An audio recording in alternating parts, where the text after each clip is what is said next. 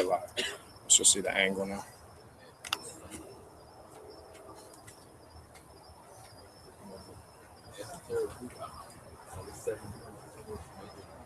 Camera not showing.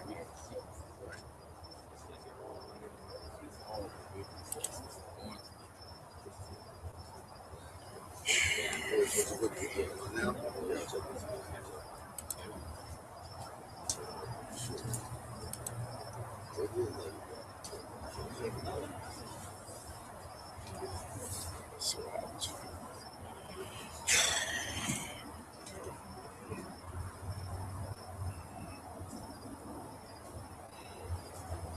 See what happens every time it's live, bro.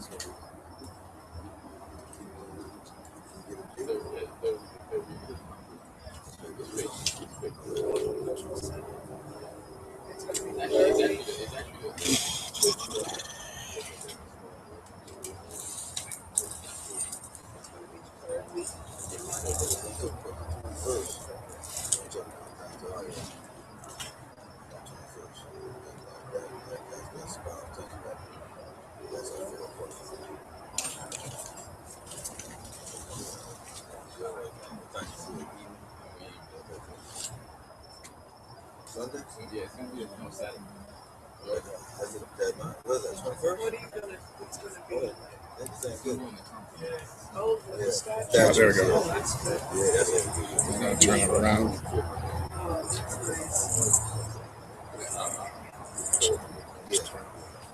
Okay, that's I don't even think they realize that exists, man. Every time I show people, they be looking like, what that's that? I say, that's in New York City at Battery Park. They don't know what it is. That's what kids, that's what you mean.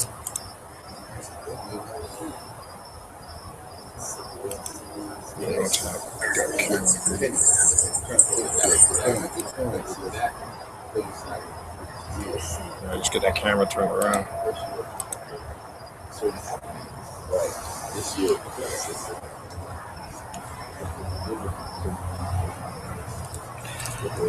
Let's do this. Let's go back and let's do this one.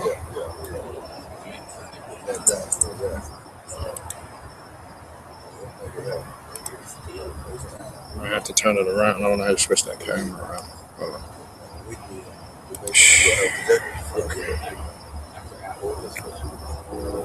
After this. You know how to flip it around? We'll have to turn it this way. Yeah. See what the view looks like this way.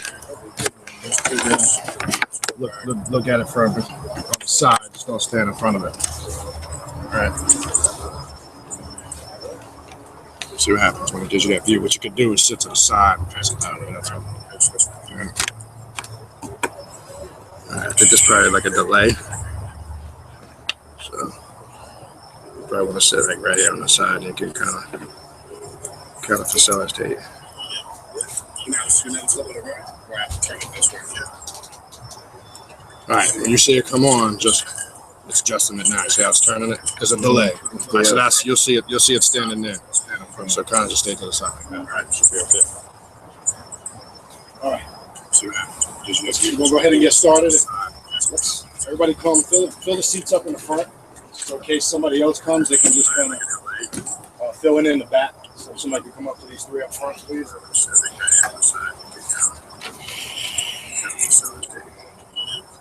Yeah, you can adjust the view. You'll see it, man. It looks like there's like a 3-minute delay. I suppose you don't need the mic. Nah, man, you know my voice is loud. Man. What's up, man?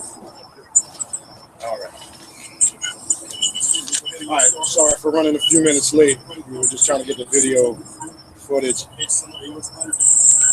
Yahoo, is there a way to cut this off? Where'd he go? See that glare? Is there a way to cut this light off right here? Because it's creating a glare on the camera. We can just cut that off right there. Just that one. Thank you. I'm going to bring you up here real quick.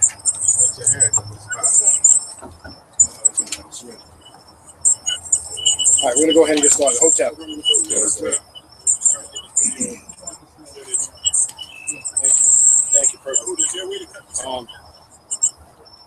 Again, apologize for the delay. We were just trying to get the camera up.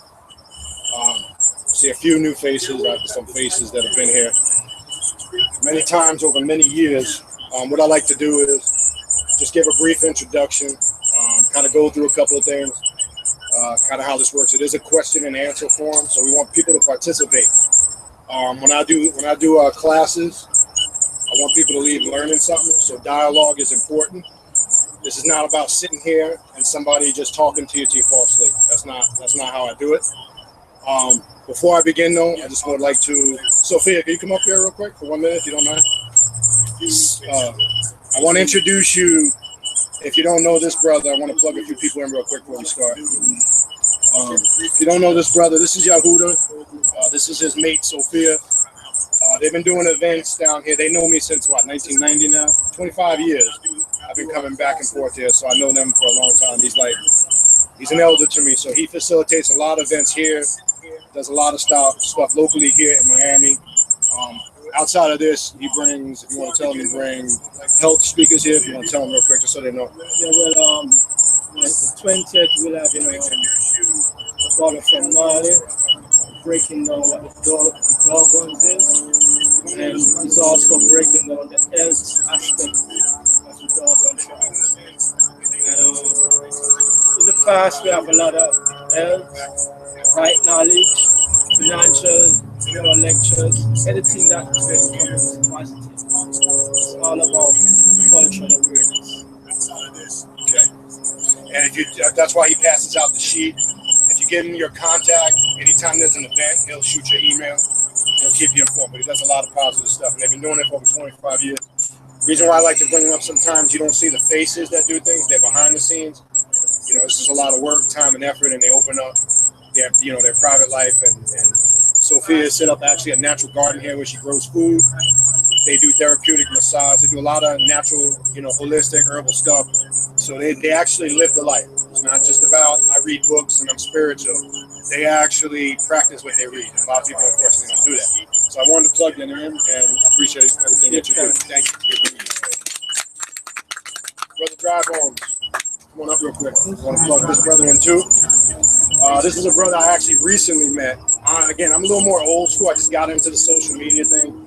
So my people were telling me I need to kind of update it, and I'm more interacting with people. I used to do it on the streets, setting up tables, walking in communities. That's how I did it up north, face to face. But I know we're in the social media era now, so we got to kind of be more productive. But I want this brother, if he could tell him what you do, the show that you have on Blog Talk.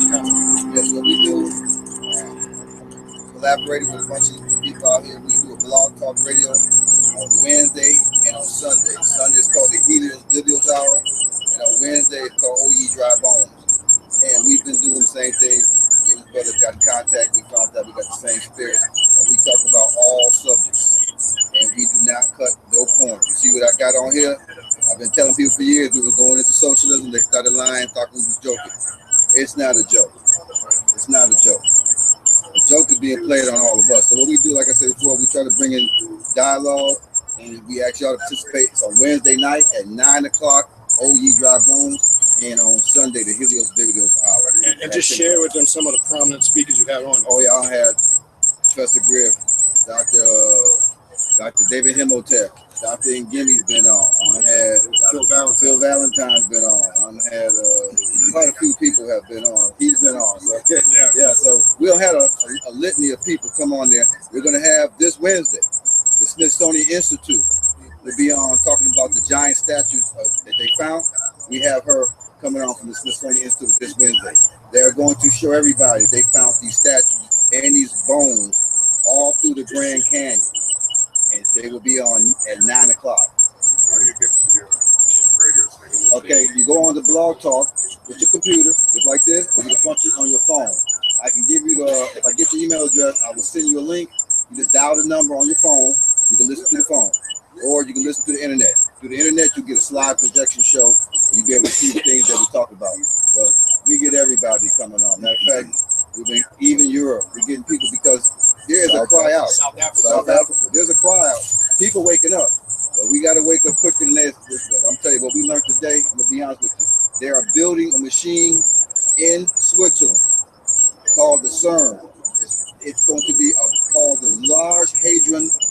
collider. They're going to collide particles of protons, neutrons, and atoms.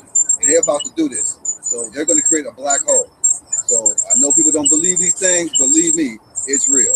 So it will be this, like the number, if you want to take the number down, is 626. I'll give you an email too. Yeah, 626-414-3504 is the radio station for Blog Talk. 6-414-3504. And we have a website called drybonesconnection.com. You can also listen to the shows from there. Just go on drybonesconnection.com and you'll be able to see What's the name of this show? Dry Bones. It's called OE Dry Bones. Yeah, OE Dry Bones. If you go to Blog Talk, just Google OE Dry Bones. It comes right up. So that's, without further ado, I'm going to let this brother, I hope to have him back on. Yeah, I'll be on this in a couple of weeks. That's right. All right. Thank you, brother. All right, so we just want to make sure we plug everybody in. Also, I'll make sure you get a card. My email address is on here. Every other Thursday, we do a radio show on Talk Shoe. That's on Thursday nights. Depends on what's going on that week. It's either 9 to 11 or 10 p.m. to midnight. That's every other Thursday night. This past Thursday, we had quite a few people on from all over the place. South Carolina, we had Georgia, New York, D.C., California, and several listeners from the Miami, Fort Lauderdale area. So we'll be on every other Thursday. I have cards here. Just make sure the easiest to save time. On this card is an email address. If you want to be added to that list, just send your email, and every time that the show is about to broadcast, you'll get 2 emails that week. You'll get one a few days before, and you'll get one the day of. It's every other Thursday, or you could actually just go on to talkshoe.com. The name of the show is Awakening Universal Minds. If you just type in AUM, it comes right up. Another way to follow, you can just hit the follow button and put your information in there too. It'll automatically generate you an update anytime there's a new episode. We usually post it a few days before the show, and then you'll get that notice twice so you don't forget. And we do that every 2 weeks. That's every other Thursday. And it's called Awakening Universal Minds. So just make sure you get a card. You can just email me. If I get the email, I'll send you the link. All right, having said that, we're going to talk about tonight the 7 Hermetic principles of Tehuti and kind of connect that to my app. Just to go over a few things. Some of you guys know me for 5, 15, 20, 25 years. Just give you a little background on myself. So you know when you're asking me a question, make sure you ask it in its correct context. Those that do know me, I don't tell you what you want to hear. I tell you what it is. So that's why I'm saying, don't ask a question not giving me the context of the question because you're looking to hear something you thought you read somewhere and you want to hear it how it was explained. That's not how this works. Let me give you an example. I'm going to use something basic and baby, and I do this in the beginning. If you ask a question, what is the meaning of the Ankh? You got to ask me what perspective you're asking that question from. Are you asking that from a religious perspective?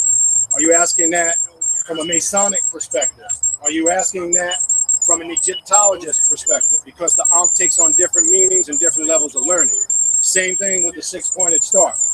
Don't ask a vague question. I'm talking about questions that have to be identified. We're not talking about any question that we can reason. We're talking about a question that you need to be specific, because if I'm giving you this long explanation and you weren't coming like, no, I know what it means in so-called Judaism, but can you take it back to the temples in Sumer with the Anunnakis and the Babylonian temples? That's a different answer. So I want to be clear on that. So when you're asking a question, make sure you identify questions like that from what perspective. To give you a little background of myself, I'm of Sicilian and Lebanese descent. I tend to identify more with my northeastern African roots. Yes, there are people as fair-skinned as me from that area, but mixed in with Caucasian, Greeks, and Africans. So yes, don't be shocked. So I want to get that out of the way for people that don't know me. Let's establish that from the jump. I don't like to play the race card because unfortunately there are a lot of light-skinned or mixed brothers and teachers that have to profess their blackness because I think they have a self-consciousness because they're light-skinned. I don't want to call anybody out, but I find a lot of light-skinned, mixed, or fair-skinned brothers or sisters feel the need to profess how black they are. I don't do that in my lectures. I don't care to, because I'm going to get into a certain aspect tonight. This thing is bigger than that, and we're going to go a little bit deeper and detailed than that, because the race game is another trick to feed off your emotions to distract you from what's really going on.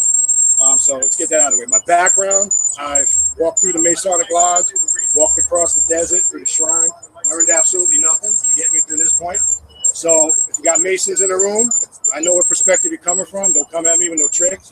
Don't throw me no signs. I'll be more than happy to answer your questions discreetly. We're protecting the oaths. I also was fully initiated in the Rosicrucian schools. Been fully initiated. My brother here was also been initiated in the Rosicrucian mysteries.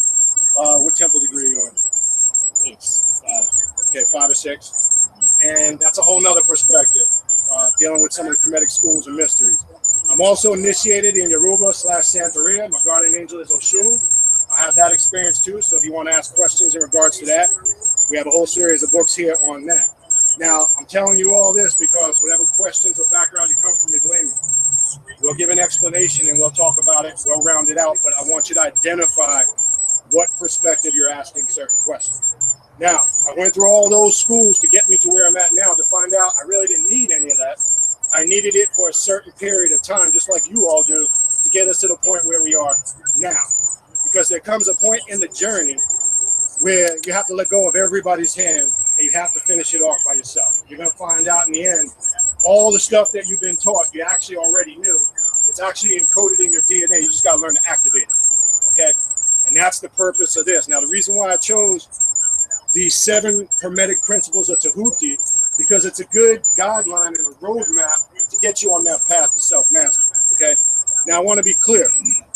I'm not saying you can't study under the great masters and elders. We need masters. We need elders. We need guides.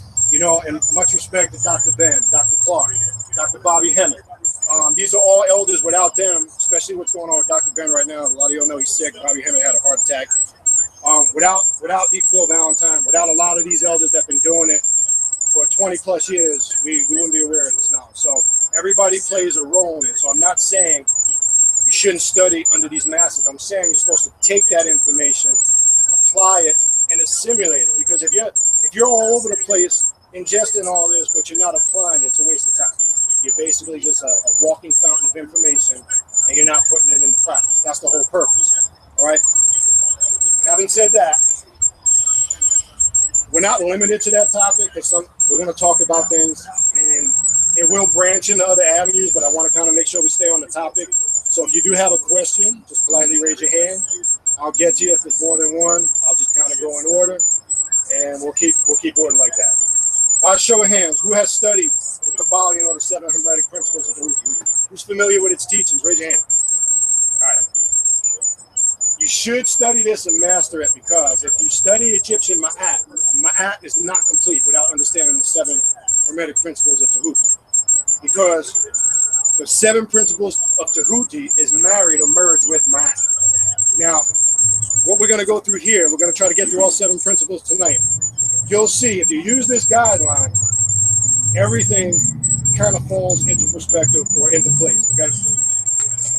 Now, this is not a religious class, but we will address religion and Bible if it comes up, because unfortunately, that's the poison that's been killing our people for hundreds of years. People are still smacked upside the head with the Bible, and unfortunately, they can't leave it alone, and this is kind of what Scumble's outgrown. So that's why I said if you're asking questions about Genesis, you know, I'll take you back to when we're talking about the Anunnaki and the mining of the gold fields and how we're just science experiments. That book is a book that's controlled by a demonic god. And the God that they're worshiping in that Bible is demonic. There's no other way you can put it. When you want to take it back to its essence. If you want me to make you feel good and say you're the original black Hebrews, I'm not going to do that. Now, we can go back to the Hebrew history. We know the early Hebrews were African. That's fine. But if you want to make yourself feel good, if we have any Hebrew Israelites, don't be offended, because some of the stuff we go over tonight might not be to your liking. All right. What we're going to do is read a brief description of each principle, then we're going to build on it. We're going to dialogue on it, okay? Now, you want to take a mental note. I don't have any of them here tonight. The book that I'm going to be taking some of these introductions out of is the Kabbalion, a study of the 7 Hermetic principles of Tehuti. It's by the 3 initiates. There's many translations out there, so feel free to use whichever one. I find this one very thorough. I like to give references and sources for the ones that I am using so you can research for yourself. And by all means, I don't want you to believe anything I'm telling you tonight. I want you to research it for yourself. All right. The first principle that we are going to go over is the principle of mentalism. Okay. Let me get the stuff on my phone.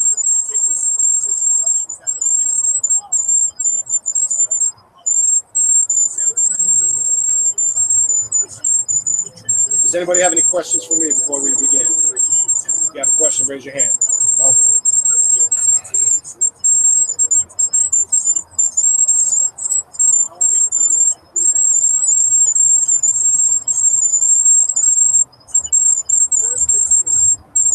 Just give me a second. I'm trying to get this loaded.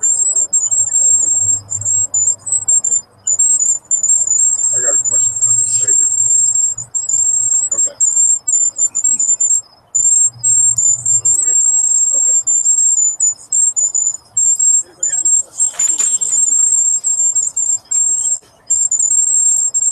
Just give me a second. It's loading.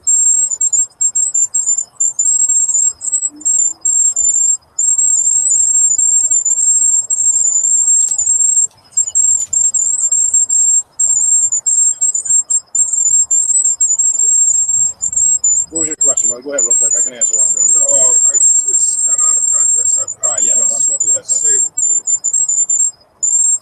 You know.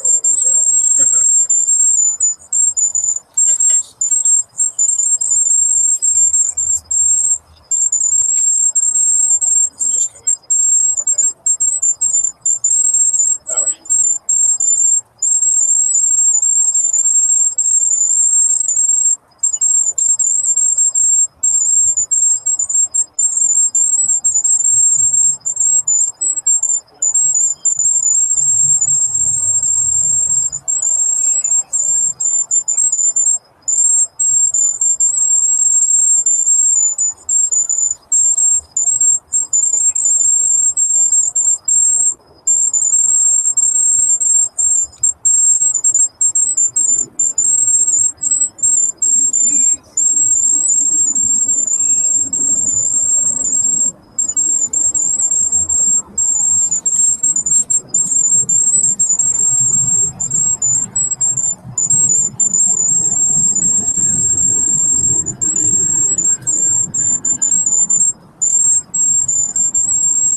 So this information is taken from Kabbalion, not the Kabbalah. It's two different things. Don't confuse it. I want to be clear on that. The Kabbalah and the Kabbalion are two completely different things. Just make sure we don't confuse that.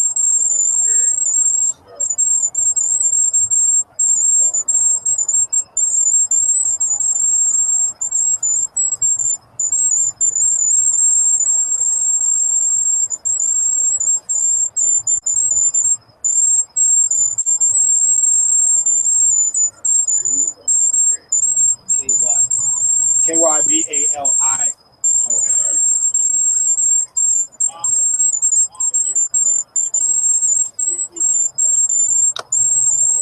right, here we go. 7 Hermetic principles. All right, we're going to go through them real fast, then we'll go through them one by one. The first one is the principle of mentalism, the principle of correspondence, the principle of vibration, the principle of polarity, the principle of rhythm, the principle of cause and effect, and the one that really gets people lost, the principle of gender. Okay, so we're going to kind of discuss in our etheric form, in our vital life force form, there is no such thing as gender. We're going to get into that tonight because that's where a lot of people get lost. All right, let's start with the principle of mentalism. Brief description: the all is mind, the universe is mental. Say that again. I'll have a tendency to say things 2 and 3 times because I want it to sink into your subconscious. So after you leave here, you'll be able to marinate on it. The all is mind, the universe is mental. This principle embodies the truth that all is mind. It explains that all, which is the substantial reality underlying all the outward manifestations and appearances which we know under the terms of the material universe, the phenomena of life, matter, energy, and in short, all that is apparent to our material senses is spirit, which in itself is unknowable and undefinable, but which may be considered and thought of as a universal infant, living mind. It also explains that all the phenomenal world or universe is simply a mental creation of the all, subject to the laws of created things, and that the universe as a whole and in its parts or units has its existence in the mind of the all, in which mind we live and move. Say that again. in which minds of the all we live and move. And the doctrine of vibration and rhythm will explain nothing ever is at a standstill. We'll touch on that. We live and move and have our being. This principle, by establishing the mental nature of the universe, easily explains all the varied mental and psychic phenomena that occupy such a large portion of the public attention, and which without such explanation are non-understandable and defy scientific treatment. An understanding of this great Hermetic principle of mentalism enables the individual to readily grasp the laws of the mental universe and to apply the same to his or her well-being and advancement. The Hermetic student is enabled to apply intelligently the great mental laws instead of using them in a haphazard manner. With Tyre Master Key in his possession, the student may unlock the many doors of the mental and psychic temple of knowledge and enter the same freely and intelligently. This principle explains the true nature of energy, power, and matter, and why and how all these are subordinate to the mastery of the mind. One of the old Hermetic masters wrote many, many years ago, "He who grasps the truth of the mental nature of the universe is well advanced on the path to mastery." And these words are as true today as they were when they were first written.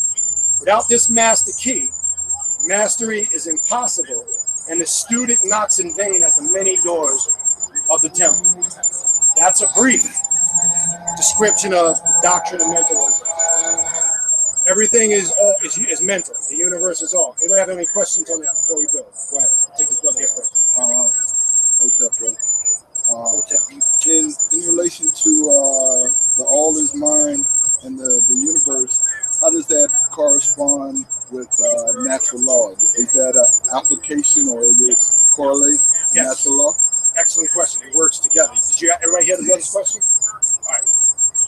You got to understand thoughts. Our thoughts. Now listen to the phonetics of the word. The Greek term for the ascriber of ancient Egypt is called thought. His Greek name. The English word we use for thought is thought. So phonetically, there's games in that in itself. Now, in order for you to connect, remember there's universal laws, okay?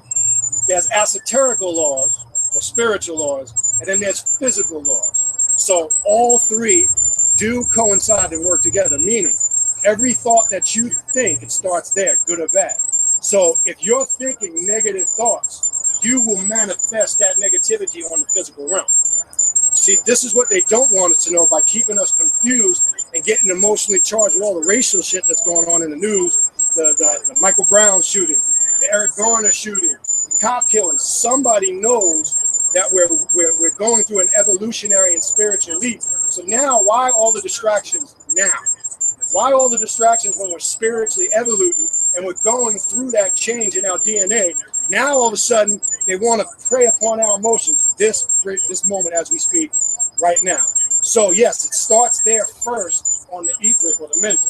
Now what you have to understand is your central nervous system is linked up to the biorhythms, which also connects your alpha brain waves, which you receive these signals and send these signals out. So they know this. So the way that they prey upon it is, how can I beat you down mentally, emotionally, physically, stress you out, disconnect you from your ancestors, where I put an everyday situation in front of you where I don't have the time to give the reverence and respect to myself, first and foremost, and honor my ancestors on a consistent basis. Because if they gave you the time to do that, you would make that link. You would open yourself up to the cosmic consciousness of all by meditation, by proper dieting, by sitting in contemplative meditation, which is another form of meditation, by doing certain spiritual cleansings. Now, I've talked about this, and I'll come from a Yoruba perspective.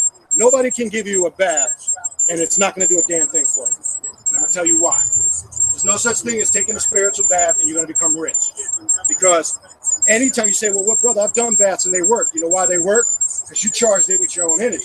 You gave it whatever life and vitality it needed to work. The proper way to do a cleansing or a bath is your spirit will tell you what herbs, what crystals, what ingredients need to go in that bath, and then you put it in front of your shrine for 36 hours, charge it up, and then you take that bath because it's charged with your own spiritual energy.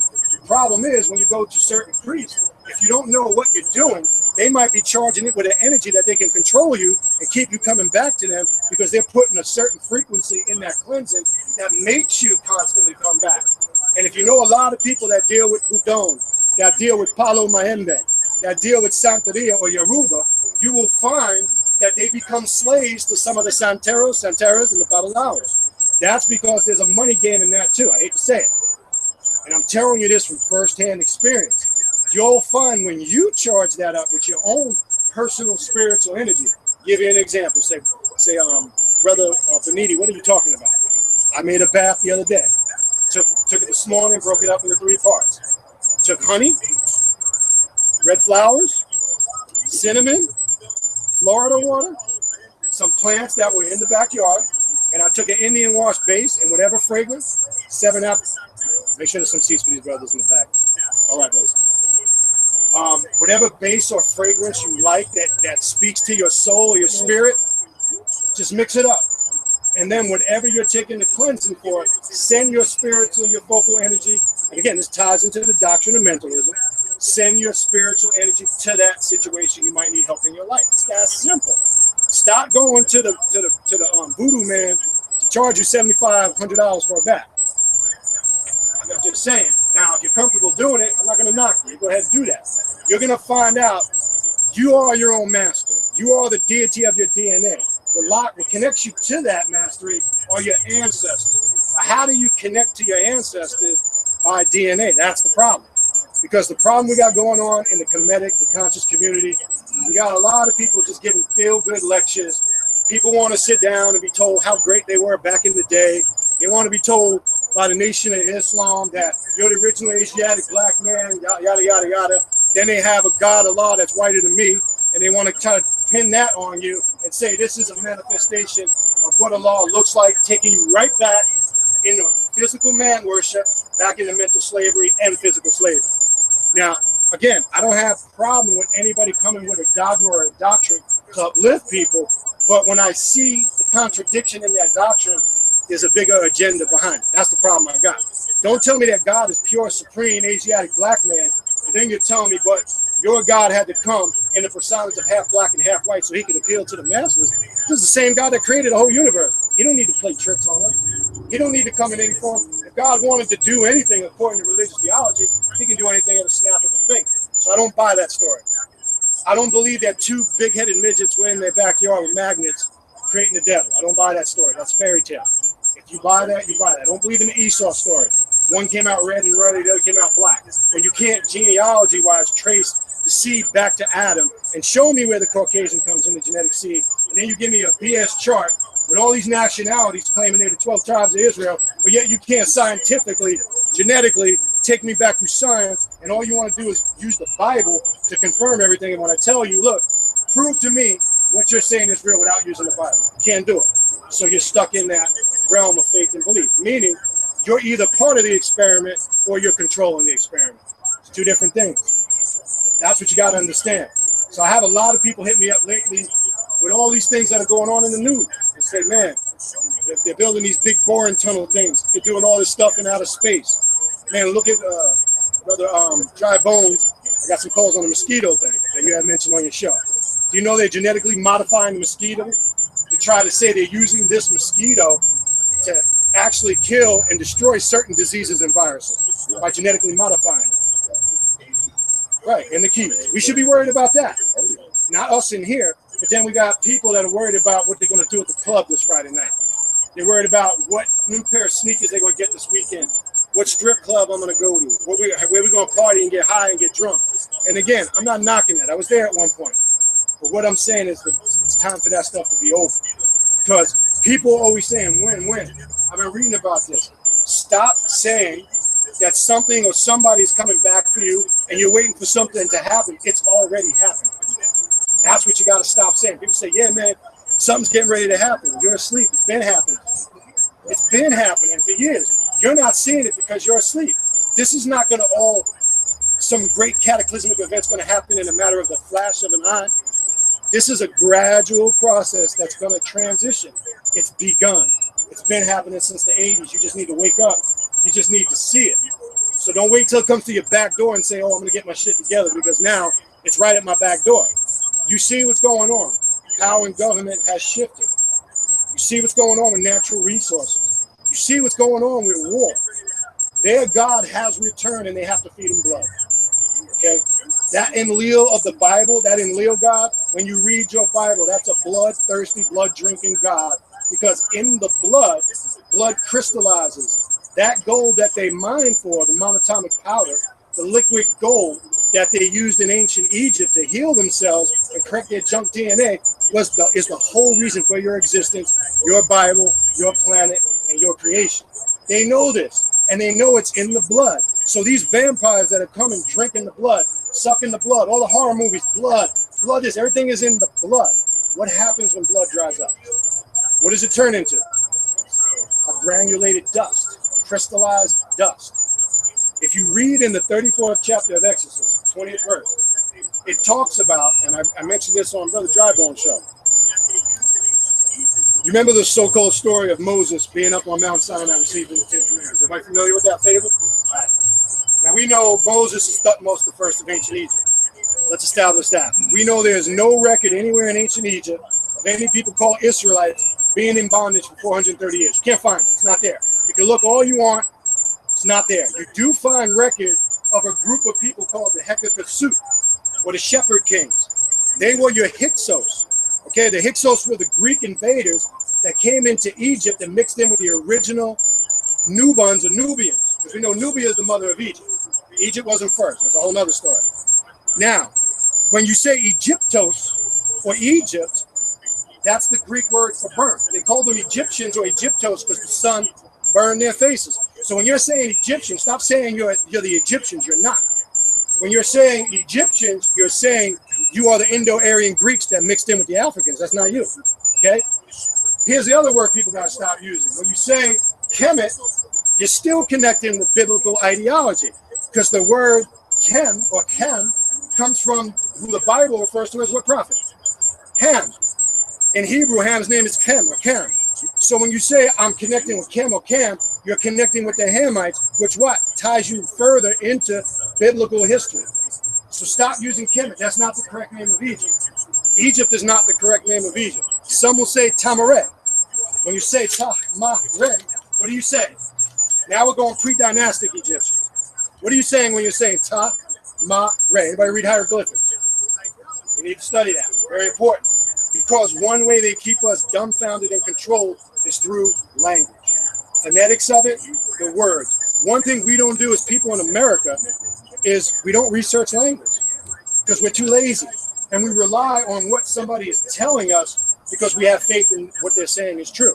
So it's easy for so-called scholars to play tricks and keep you controlled by controlling the language. Because if we don't know Arabic, how do we really know what the Quran is saying? If we don't know Hebrew and Aramaic, how do we know what the Bible is really saying, other than what somebody's interpretation taught us? Okay?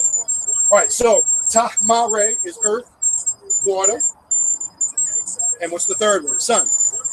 All right, so that was one ancient name. Then you can go back to Tar, which is the pre-dynastic Egyptians. Okay? Tar, P-T-A-H, the Tarites, which takes you back to people during the Nile who are called the Neolithics. We know them as the Pygmies and the Watusi. These were who the ancient Egyptians came from. And who were they taught by? These were the people from Mu and Atlantis. Let's get into a whole nother story. So let's take it back to the essence. And we know they migrated, or their first appearance was in West Africa. They migrated up into North Africa, from North Africa in the Aswan, Sudanese area, on down into Egypt. We know the Nile flows what? How does the Nile flow? So up is down, down is up. Okay? So know that there's more pyramids, more Egyptian culture in Nubia than there is in Egypt itself. That's important to know because they don't want you to know that.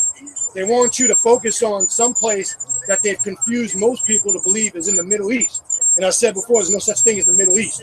You're either East or you're not East. They want to distract you and make you not understand that that's Northeast Africa. Egypt is Africa. Regardless of the people that inhabit it today that are mixed, there might be Arabs there, there might be Turks, Greeks, Africans. We know the ancient Egyptians well. Let's not even, that's kindergarten. Let's not even get into that. Anybody that wants to dispute that, don't even waste your time, okay? Okay, so the doctrine of mentalism. Back to that real quick. Anybody have any questions? Everybody's good? Okay. Go ahead, brother. throughout my studies of the Kabbalion, I noticed that they state other laws, like the law of creating things and the mental law of neutralization. Correct. Which category do they fall Okay. under?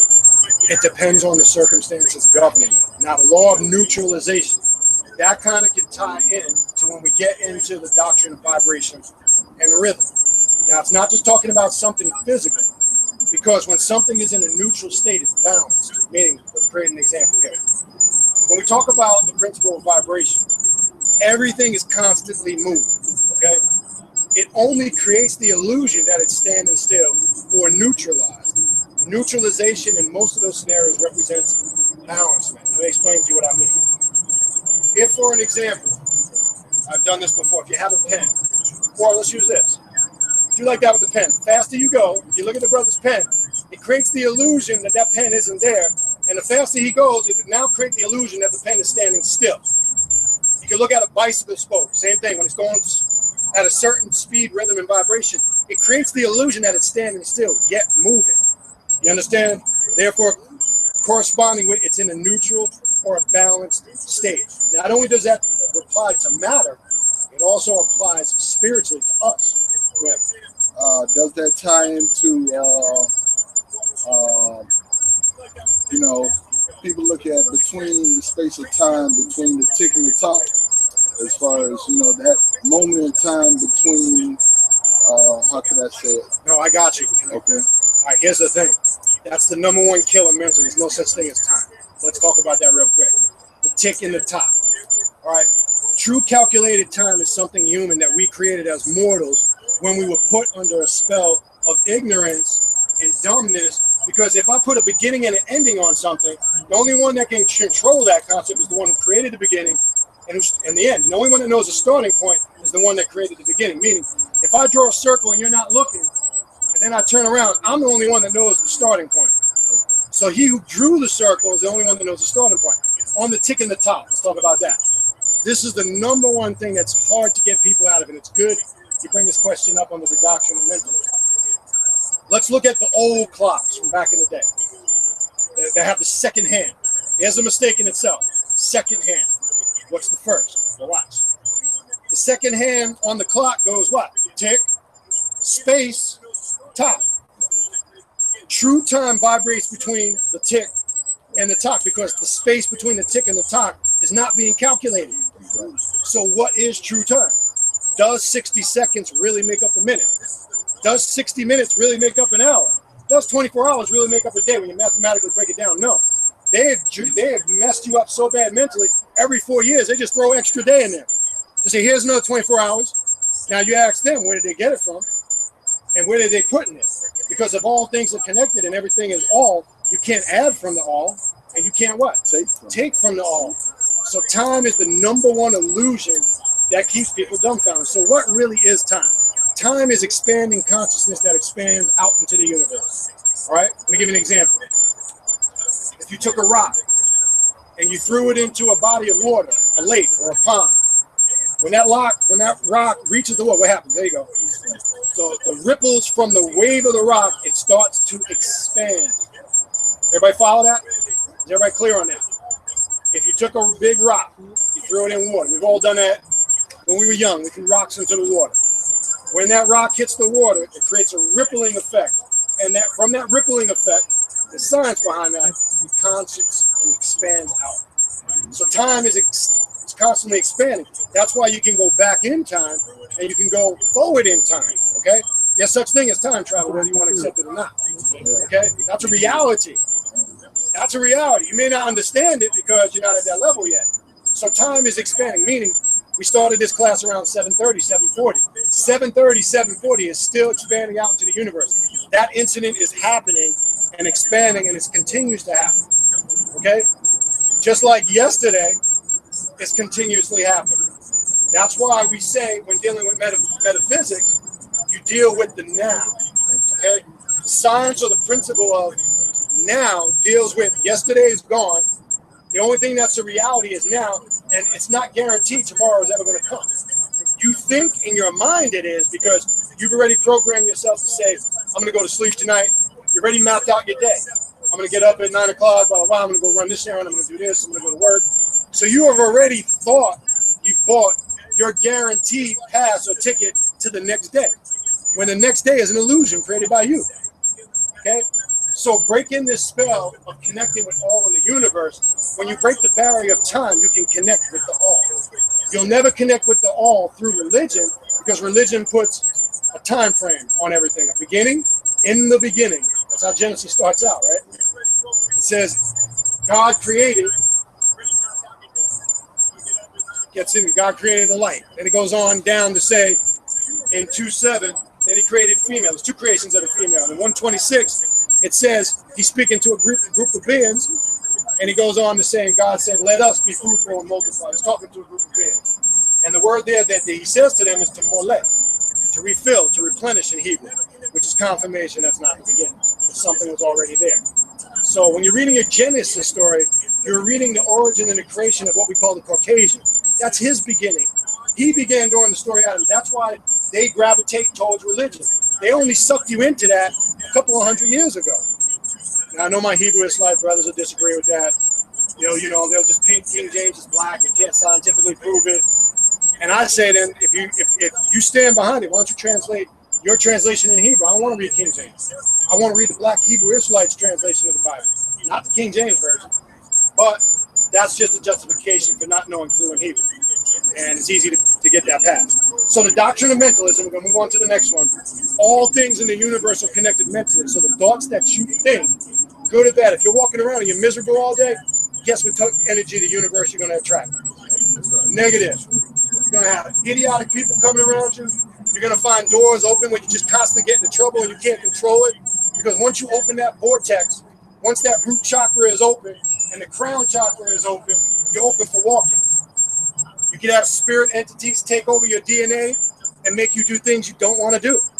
That's why when certain individuals commit murders, what do they say? He was temporarily insane.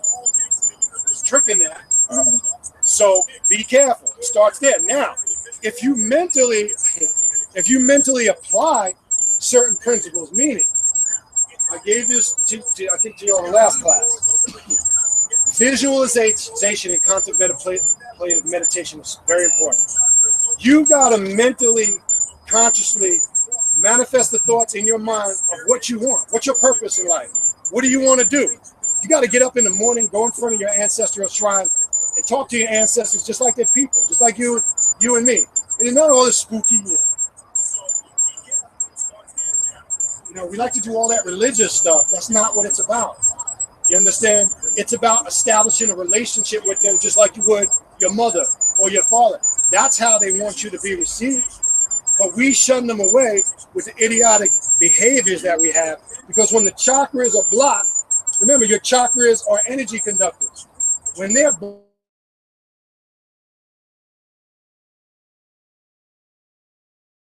so they know this. So when the alpha brainwaves, which activates the pineal gland, isn't working, we did this last class, remember? Those that were here last month, 6 weeks ago, whenever it was. When the pineal gland and the alpha brainwaves ain't functioning, you're shut down, Jack. That's why nothing's working for you. You say, damn, why is everything bad? It starts basic. Look who you got around you. Look at where you visit. Look at your family. You'll see it starts there. Because I get a lot of people that come to me for consultation, cleansings and readings, and they'll go, man, you know, I'm constantly in this rut. My money's bad. You know, I'm constantly getting in trouble.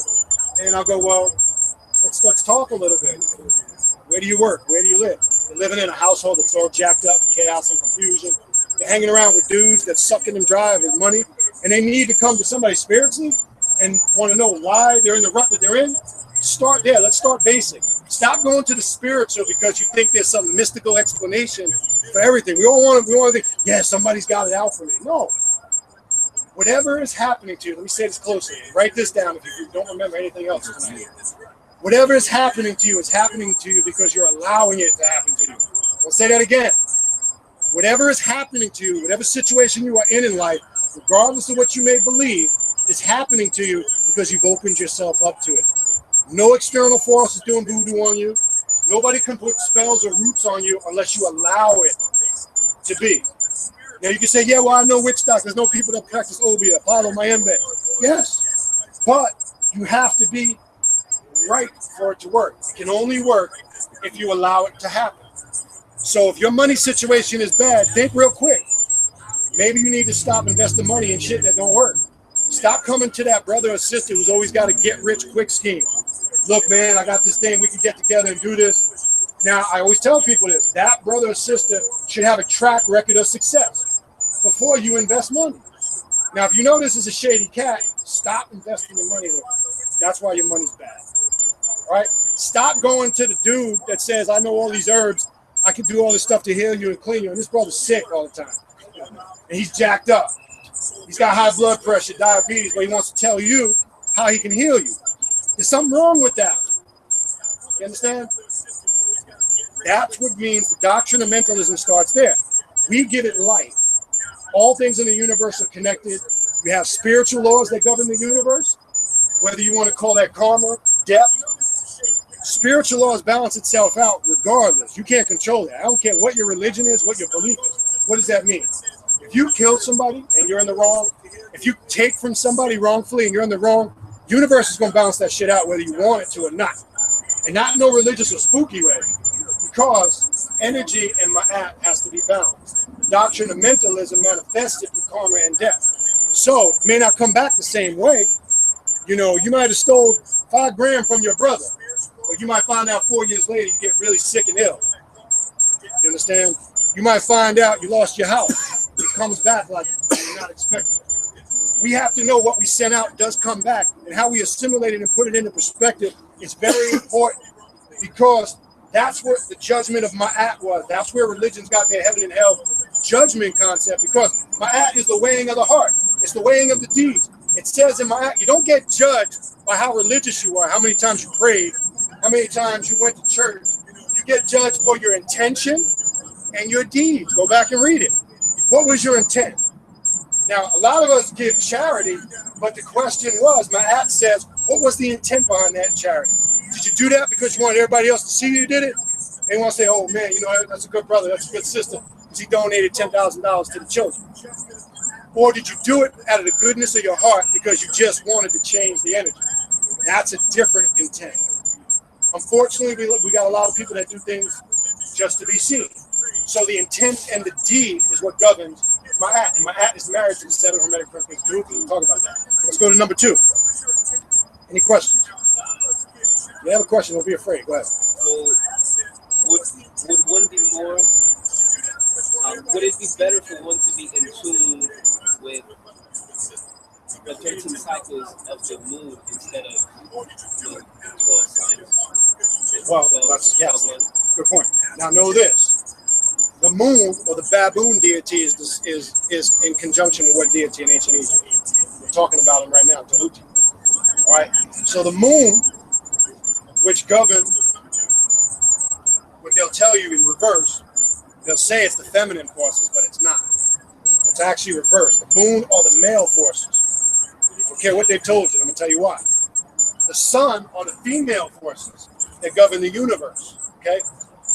When you go back to the story of Aset, when she took the sacred word from Ra, okay, if everybody's familiar with that story, it was symbolic of the connection, or the DNA connection we have with the sun. Let me explain. To the moon forces. Okay, when you get into the baboon deity or the moon, the phases and the position of the moon do have an effect on us mentally because of the gravitational pull, number one.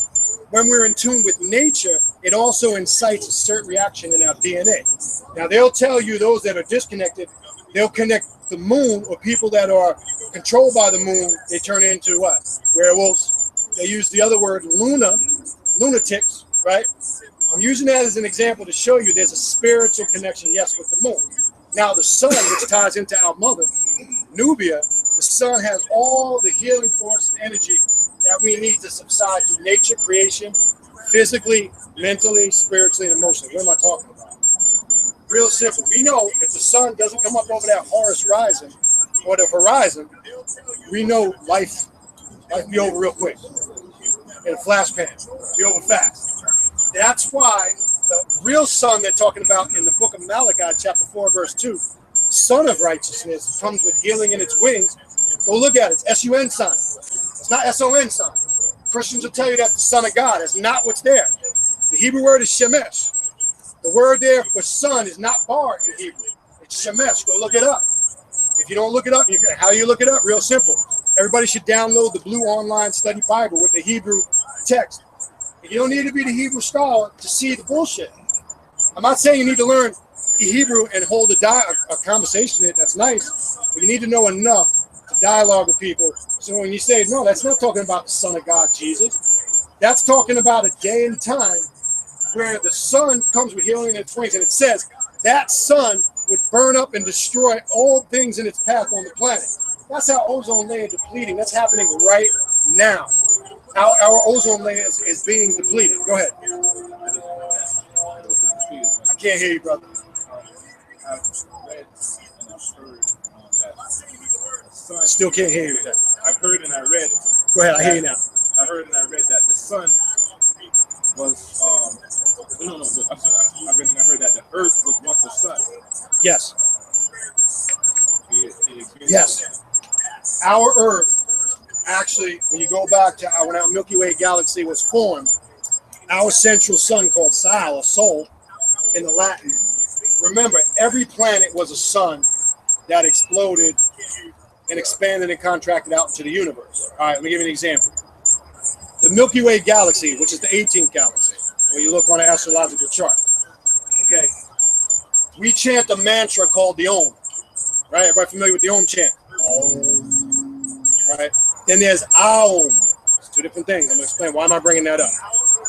The Buddhist monks of Tibet, for an example, many cultures chant the Om mantra because the Om mantra vibrates at the same vibratory frequency as the planet, which is D major, not F sharp, D major.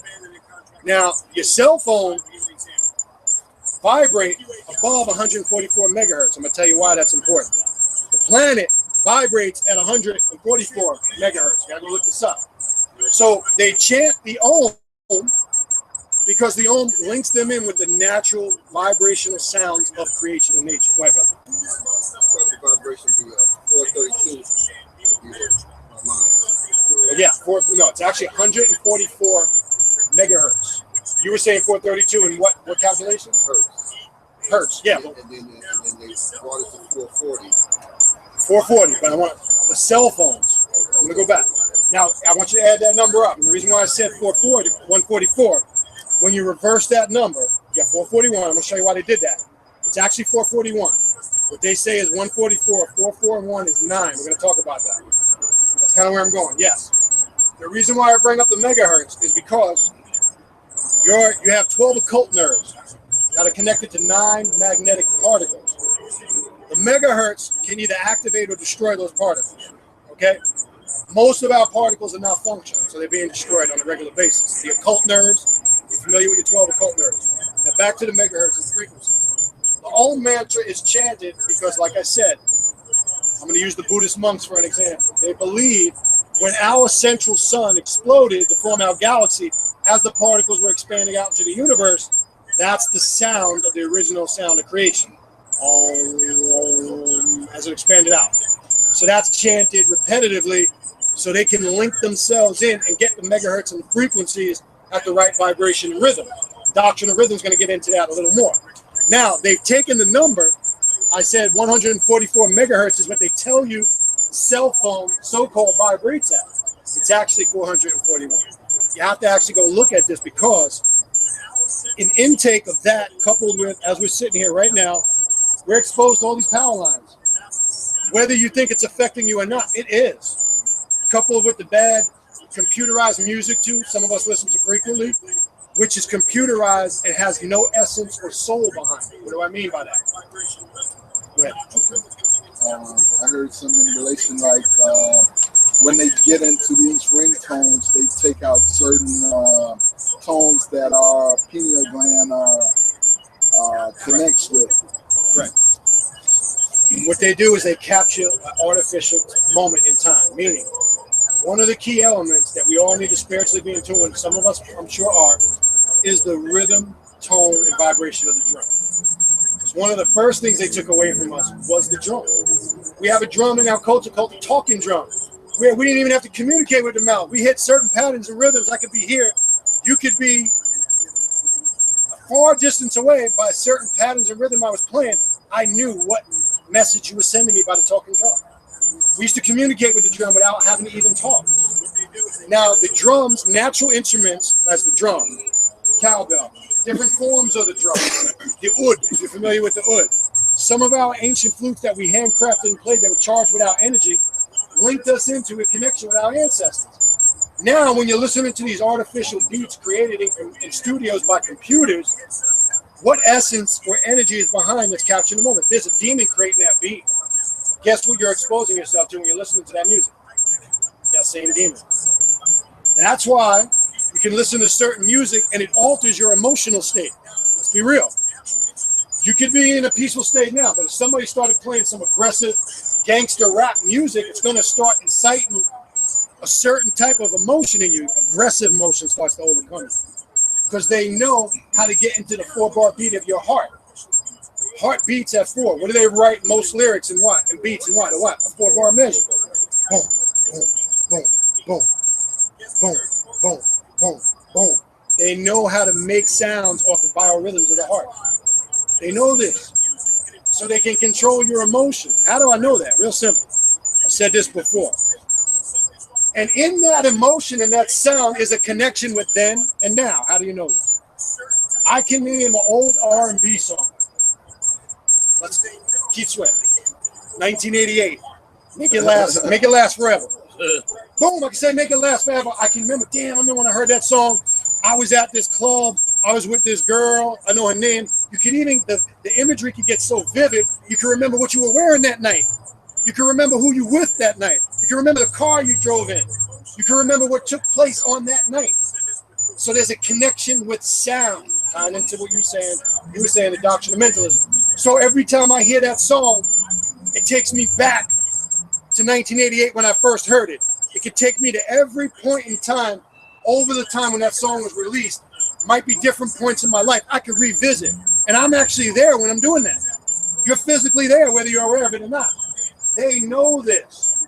So they know they can control your consciousness through songs, music, and emotion. Music is a powerful key and tool when used correctly, but very dangerous when used wrong.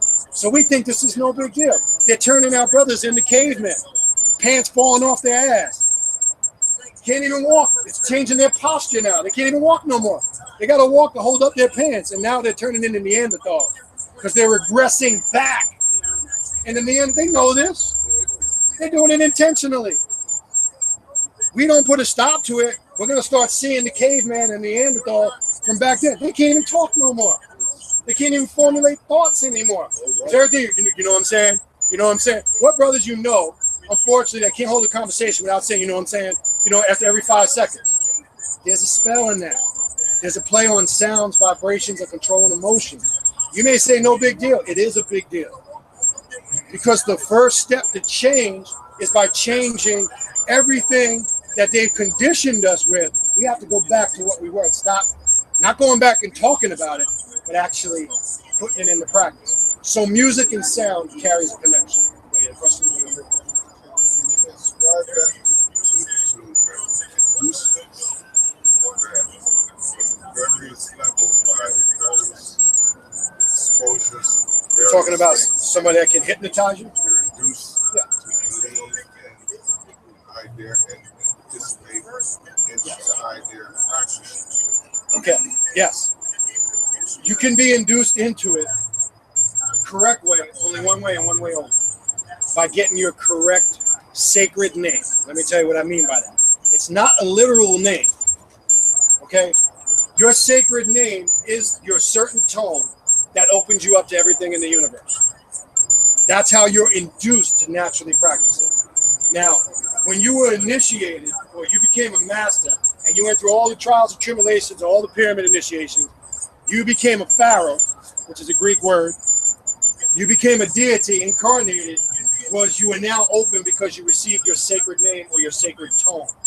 Because once you receive that sacred tone, you don't ask why no more, you know why.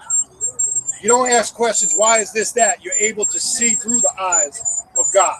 You have the mask of God. Now you're looking through the Creator's eyes. You become one, for lack of a better word, with the Creator. And how you induce yourself into that natural behavior is by doing all the preparatory steps to get you to that point. Again, which is meditation, diet, fasting, drinking certain amounts of water, cleansing, ingesting certain herbs. All of those little key basic things start the path to that.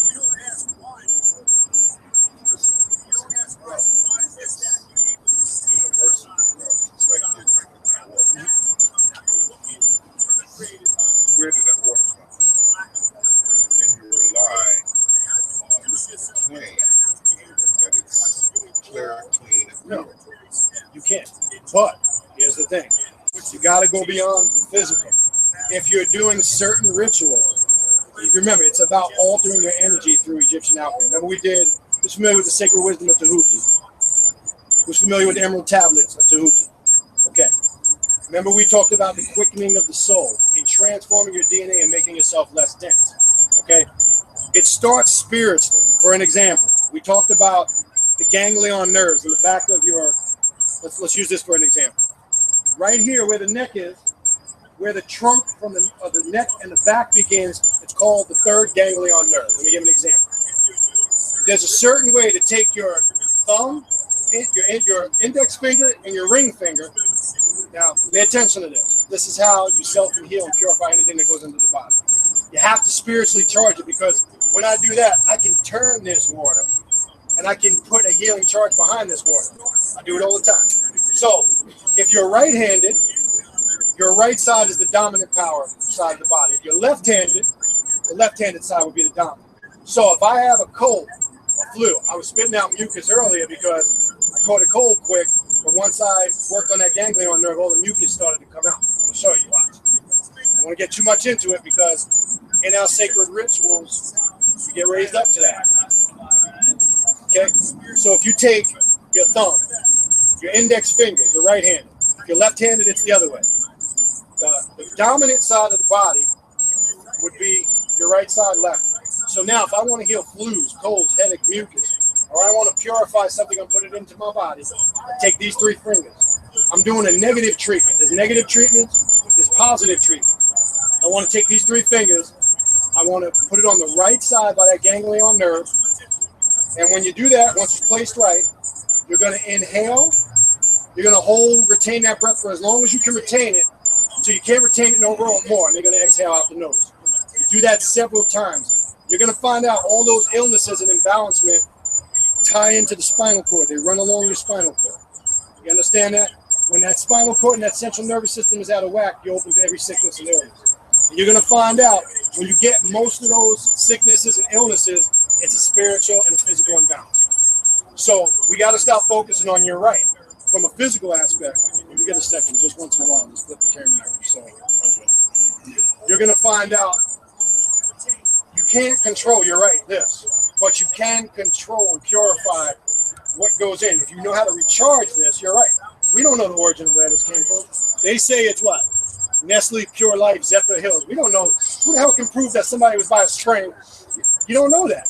But they can't control the healing aspect that exists within you. You can recharge this water. So you did opposite. You did opposite. Say you're right-handed, but you did it left way to the right. The right. Correct. That's a negative treatment. Then there's a positive treatment. You can do this for STDs, can be healed. And guess who's healing you? You're doing it. Nobody can heal you but you. I don't care what you say. You can go to anybody you want. You'll find 9 out of 10 times you get a temporary fix or a solution. We know medicine just masks the problem. It doesn't cure it. When you take medicine, it just temporarily reduces the pain or the ailment or the illness. So you got to understand the difference of the ganglion nerves, positive and negative treatment. Okay, and if you're right-handed and left-handed, that comes from the earth shifting off its axis. If you're left-handed dominant, some people are ambidextrous though. They have abilities to use right and left.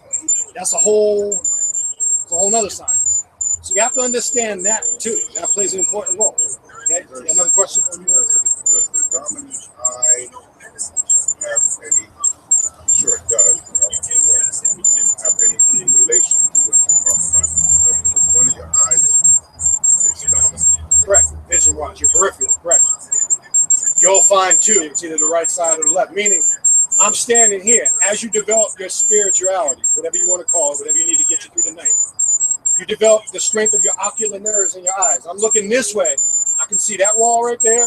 I can see the cars going by right there to my left. I can see the overpass because the peripheral is functioning at full capacity. You understand? What I'm talking about is you take any object. Let's say I'm looking at that water, and I put my hand over one eye. Oh yes, it will affect how you see it, how it shifts. This doesn't move. You do it with the other eye. So I do the other eye, Yes. and it shifts. Correct. So the eye that doesn't move Is your is dominant. the dominant eye. 100% So correct. now does that have, in relation to the two eyes, does the dominant eye has a part in what you're Yes, it's connected. That is connected to what we're talking about, the left side, right side of the dominant body. But here's the other aspect you have to understand. When you're functioning, the alpha brain waves are functioning at its full capacity, and you're taking in the biorhythms or the natural cosmic consciousness, whatever you want to call it, from the universe, you're going to be seeing and sensing for what we like to call the crown chakra or the root eye or the root seat, which is by the spleen. You understand? Because you're going to find out all that fades when the chakras are operating at its full capacity. Remember, chakras are just energy conductors. That's a Hindu terminology. That's all it is. We're not connected, and those things affect us because those chakras are constantly blocked by bad food, bad music, bad sound, and believe it or not, bad information closes those chakras. So what I mean is if you're studying and absorbing adverse to who and what you are, you're closing your chakras because you're disconnecting yourself from your ancestors. Now you're open and susceptible to be misled. You understand? It affects you spiritually, mentally, emotionally, physically. It affects all the organs in the body, and it even affects what you're talking about, the vision. But here's the thing. You have to learn to get yourself into a state where you can leave a three-dimensional existence in human form and go into four-dimensional. Because remember, we're talking about person, place, and thing. We're talking about 1, 2s, and 3s, because everything we're talking about is nothing anybody in this room can think of that's not a person, a place, or a thing. You can sit here all night and try to get as whacked out as you want, but you'll find out that's because we're vibrating on a three-dimensional density. Now remember, the Emerald Tablets of Tehuti said, in order to open yourself up and be receptive to the cosmic consciousness, you have to make yourself less dense. So what does that mean? You understand? Less dense meaning you have to shed your pride, your ego, hatred, envy, greed, all these physical emotions that keep you confounded to the physical realm that are stunting your growth. You'll never make that connection. Doesn't matter what you read, how many books you study, what you think you know. If you're not vibrating at the right frequency, you'll never connect to the all of the universe, what we're talking about here tonight. That's a scientific fact. Regardless of what your personal, cultural, religion, or faith belief is, it's irrelevant. It doesn't matter. That's why the 7 Hermetic principles of Tehuti go beyond that. Now, it's going to get a lot of people a little bit lost, some people, is gender. We're going to talk a little bit about that. Go ahead. Let me get this brother first. I'll put my read the book of, I think it's called 48 Laws of Power. Say it again? 48 laws. The 48 Laws of Power. Okay, yeah. It says that in order to take in certain traits to move forward in this so-called society, is that you're not supposed to show emotions. You're not supposed to do everything that you as a human have. You show emotions, you know what I'm saying, certain traits that's going to affect you emotionally. The book is telling you in order to operate, where you can move forward without, you know what I'm saying, That's right. keeping you stagnant is to not have emotions towards anything. That's right. And it's hard to do that. Hard to do that. Now, that's why I said, I don't know if you were here earlier. Was it? Right now, they're trying to play the emotion game on you through the media. Because remember, if I can control your emotions, if I get you so upset that you're so emotional and you're showing so much emotional reaction, now I can get you to do whatever I want. If I can get you so angry to the point where you're out of your mind, now I can control you emotionally. So what they got us doing now is, like I said, they want blacks and Latinos out there protesting. With all the stuff that's been going on with the Michael Brown case, Eric Gardner, and like I said, you can't go to a gunfight with a butter knife. Because now what you're doing is they're controlling your emotions, and you're giving them a reason to bring in martial law. Because now they can say, look, they can't control their neighborhoods. Yeah. We got to go in there now and bring in the government. We got to bring in FEMA. We got to bring in the National Guard because they can't govern themselves no more. Yeah. You can go and march all you want. They ain't going to do a damn thing. Yeah. And these clowns like Sharpton and all these other clowns, they only come when there's money in it for them. They don't show up when some young black brother's getting shot in Overtown by another black brother. You know why? There's no money in that. So I don't want to come out there and come out and rally because nobody cares about that. But when it's black and white, there's money in that. And those clowns work for the devil. NAACP is controlled by the Jews. They all work for the Jews. I don't care what anybody says. Go research it. They're out there working for the fake Jews, taking your money by joining Rainbow Push, NAACP. They want you to do that. And then go out there and march. Be good. Get in formation. It ain't gonna do anything. It's not gonna do nothing. And these people like our Sharpton that's, representing black people, I know he's smart enough to say, in order to stop this mass destruction and everything like that, we gotta hit it with the money. Of course, black people and everybody's loving each other. We say, you know what, we're gonna stop supporting the Christmas, Thanksgiving. We're not gonna put enough our money in that. And the authorities gonna come to us and say, you know what, any of our authorities and stuff like that try to kill any, Latino or black males, it's gonna be punishment for it. Correct. They have to act up that. But, I know you know that information. And that's why I said you're either part of the experiment or you're controlling the experiment. So we have to move on a whole nother mental level. Go ahead, brother. Also, go on what you're saying about the seven simple. It's also implemented as the seven deadly sins, and also in masonry is called the seven liberal arts. Correct. Yes, and you're introduced to the seven liberal arts on a fellowcraft degree. If anybody's traveled through the Masonic Lodge, which is a watered down version of how ancient Egyptian science is. But you need to know it and study, because without the experience of it, you can't talk to nobody. So how are you going to break that down to a Mason if you've never been through the Masonic Lodge? Just because you read a book doesn't mean you know about it. The experience is totally different. Okay, it's a total different experience. You can read all the books you want in Masonry. Until you've been through the degrees, you don't have that experience. So you only can talk to them on a certain level. But there's a way you talk to them, and they'll know if you've been in the lodge and you were given that lion's paw and raised up. They'll know. They can tell who's bullshitting and who's not. So a lot of cats like to read, I read the Duncan's Ritual. I got the Duncan Rituals here. Buy it. I got every sacred password here. It's bullshit. But I'm saying there's certain things you get in there, they'll know whether you are a bookstore Mason or a Mason that went through the lodge. It's a difference, because it's a whole different perspective. Same thing through the shrinery or the Hermetic schools. Okay, I can spot somebody a mile away when they've read a book, because there's certain things maybe this brother can throw at him, and it's just like, what's the point? But you're gonna find out it's all obsolete anyway. It doesn't matter. Listen to what we're saying. It doesn't what? Matter. What does matter? Okay, we say that shit all the time, but we really don't know what we're saying. Yeah, it doesn't matter. We say it all the time, but there's a sign behind it. All right, I'm gonna go on to the next one. Anybody else? Yeah.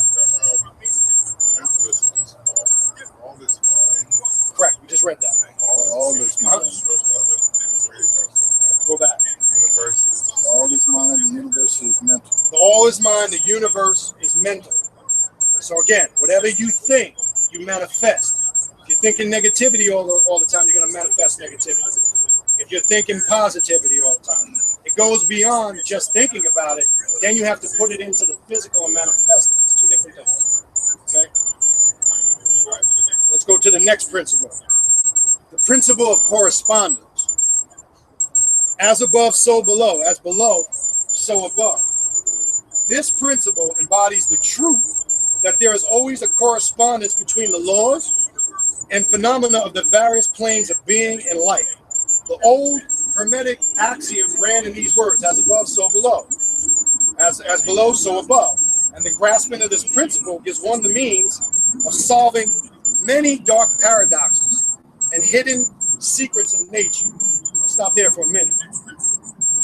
Nature is dictating what's going on. If you ain't changing with it, you're going to get lost. Okay, look at the planet. The planet is sick. It's getting everything out of its way that's in its way.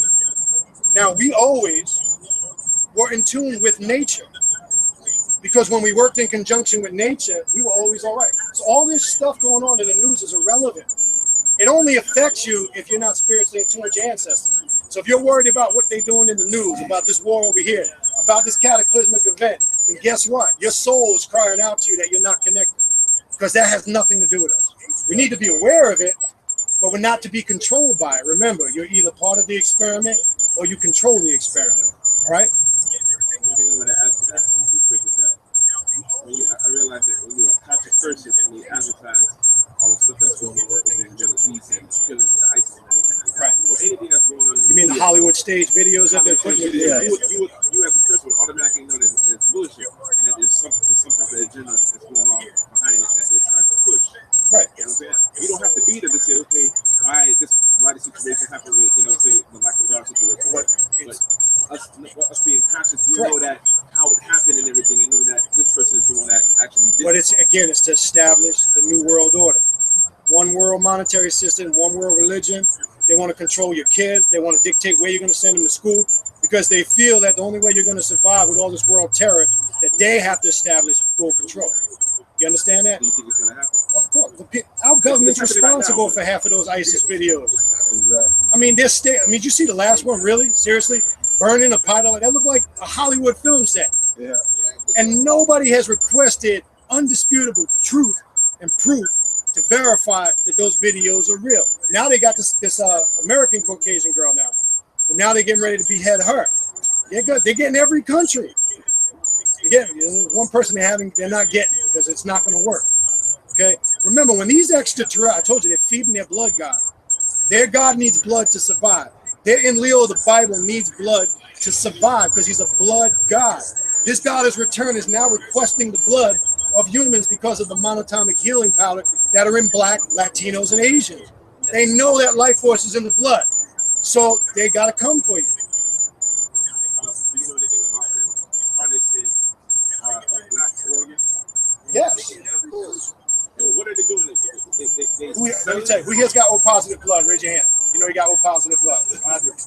I don't know. You're the one that got to be real careful where you go. If you got O positive blood, that is the oldest blood on the planet. It can take donors to every blood type. But you can't ingest because that's the purest blood on the planet. You go back to ancient Nubia, they know this. I mean, one thing. Now you give me a DNA explosion here. When these Caucasian Jews do a circumcision, I spoke about this last time, the Moel as they call him, fake Jews that are calling themselves Jews. They slice the foreskin, the Moel sucks the blood from the penis because they want to see if that child is of extraterrestrial origin. They can taste by the blood because those demons are trained to see who has extraterrestrial blood and who doesn't. Same thing with us. They put the blood, I'm going to get you. They put the blood banks in our neighborhoods and they say, hey man, come in the truck, give us some blood, we'll give you a movie pass. We'll give you a gift certificate. You know, and your dumb ass goes in there, oh cool, I'm going to get $20. You put your arm on there. Meanwhile, they're taking those bags of blood and giving it to their modern day vampires, the people that can't take the sun because the sun destroys and burns their skin. And they need blood transfusions regularly to survive. And your organs. Let me ask you this. Speaking of the organs, did you ever wonder where homeless bums disappear to? Did you ever wonder if there are enough of graves and plots to bury human beings? You don't think when you're going to McDonald's, you don't think you're eating human flesh? Do you really know what you're eating when you go there? Do you think there's enough of graves? That's what I was saying to somebody. That the mass of people in the world, they can't approximately, you know what I'm saying, kill all animals to feed the mass population. You see how many restaurants is out there that sell meat? It's like, but they can genetically modify meat through cloning. Exactly. I can make meat from the cell of another piece of meat. Let me ask you this. There's no such thing as seedless grapes. There's no such thing as seedless watermelon. If you're eating one of those two, it's genetically modified. Anything that grows from Mother Earth has a seed. But I'm going to go to the store, eat seedless grapes. That's artificial stuff that was created on a computer. That's a scientific fact. Show me something on the planet that doesn't grow without seed. It's genetically modified. I'm going to get you 1 second. I want to add this last point. I'm going to get this brother next. I want to add one more thing about being in tune with nature. This more applies to our dark-skinned Nubian brothers and sisters. not people such as myself that are mixed or don't have kingly hair. We're not talking about people with straight, wavy hair. When you take Africans that have, these brothers have dreadlocks. This brother has his hair in a natural state. I would assume his is. This brother too. There's a reason why we did this stuff. You go back to the Fuzzy Wuzzies of the Hanandawa, Ethiopia. The reason why they grew their hair in a natural state was because their hair follicles acted as antennas that absorbed the rays of the sun. And it connected them in tune with Ra, the sun, or nature. And what it did was recharge, what do they call this area right here? The solar plexus. And I said this before. When you breathe in oxygen. When you exhale, you give off carbon dioxide. There's a fire literally burning within you. Is it also true that with our hair that we can use it as frequency to be able to correspond Yes. with people through the planet? Yes, because when the hair is in its natural state, it connects you to nature, the divine creator of the universe, your ancestors, whatever you need to get through the night. But when you deaden the hair and you destroy it and cut off its natural connection, that blocks the chakras too. They know this. So what did they introduce to us through slavery? The comb. You know, destroy, straighten your hair, destroy it. Now it's the same thing. Now it works two ways. Now when you go into the Hermetic priesthood, they shaved all their hair. They had to be bald because when they went and administered into the temples, or what they falsely call in the Bible, the Ark of the Covenant, they had to have certain conductors. Like when you read the Levitical priest guards, there were certain metals and fragments that they wore so they wouldn't get electrocuted. Yeah, the breastplate. What that brother just said, the tassels, the certain colors. Colors carry sound and vibration. So only certain people that were taught the ritual could go inside the Ark of the Covenant, the Holy of Holies, which actually is the Kefir back in ancient Egypt under Thutmose I. Because the story of Thutmose I in Egypt is your Moses story in the Bible. And the Cam or Semitic priesthood was your Levitical priesthood that was changed and watered down through the God and Leal of the Bible. Like it's a whole other story. I don't want to get too much into the Bible stuff tonight because that's not what this is about. But you got to know that. Go ahead, brother. I don't want to forget. Statement and question. Statement is, as pertaining to the blood. I was walking by a blood bank, and the lady, she said, "What's your blood type?" I said, "Oh, positive." Her eyes grew big as Lit up. oh, come right in. I said, "Oh no, no." And then my question to you: does the equal sign equate? Does that sign equate to the correspondence?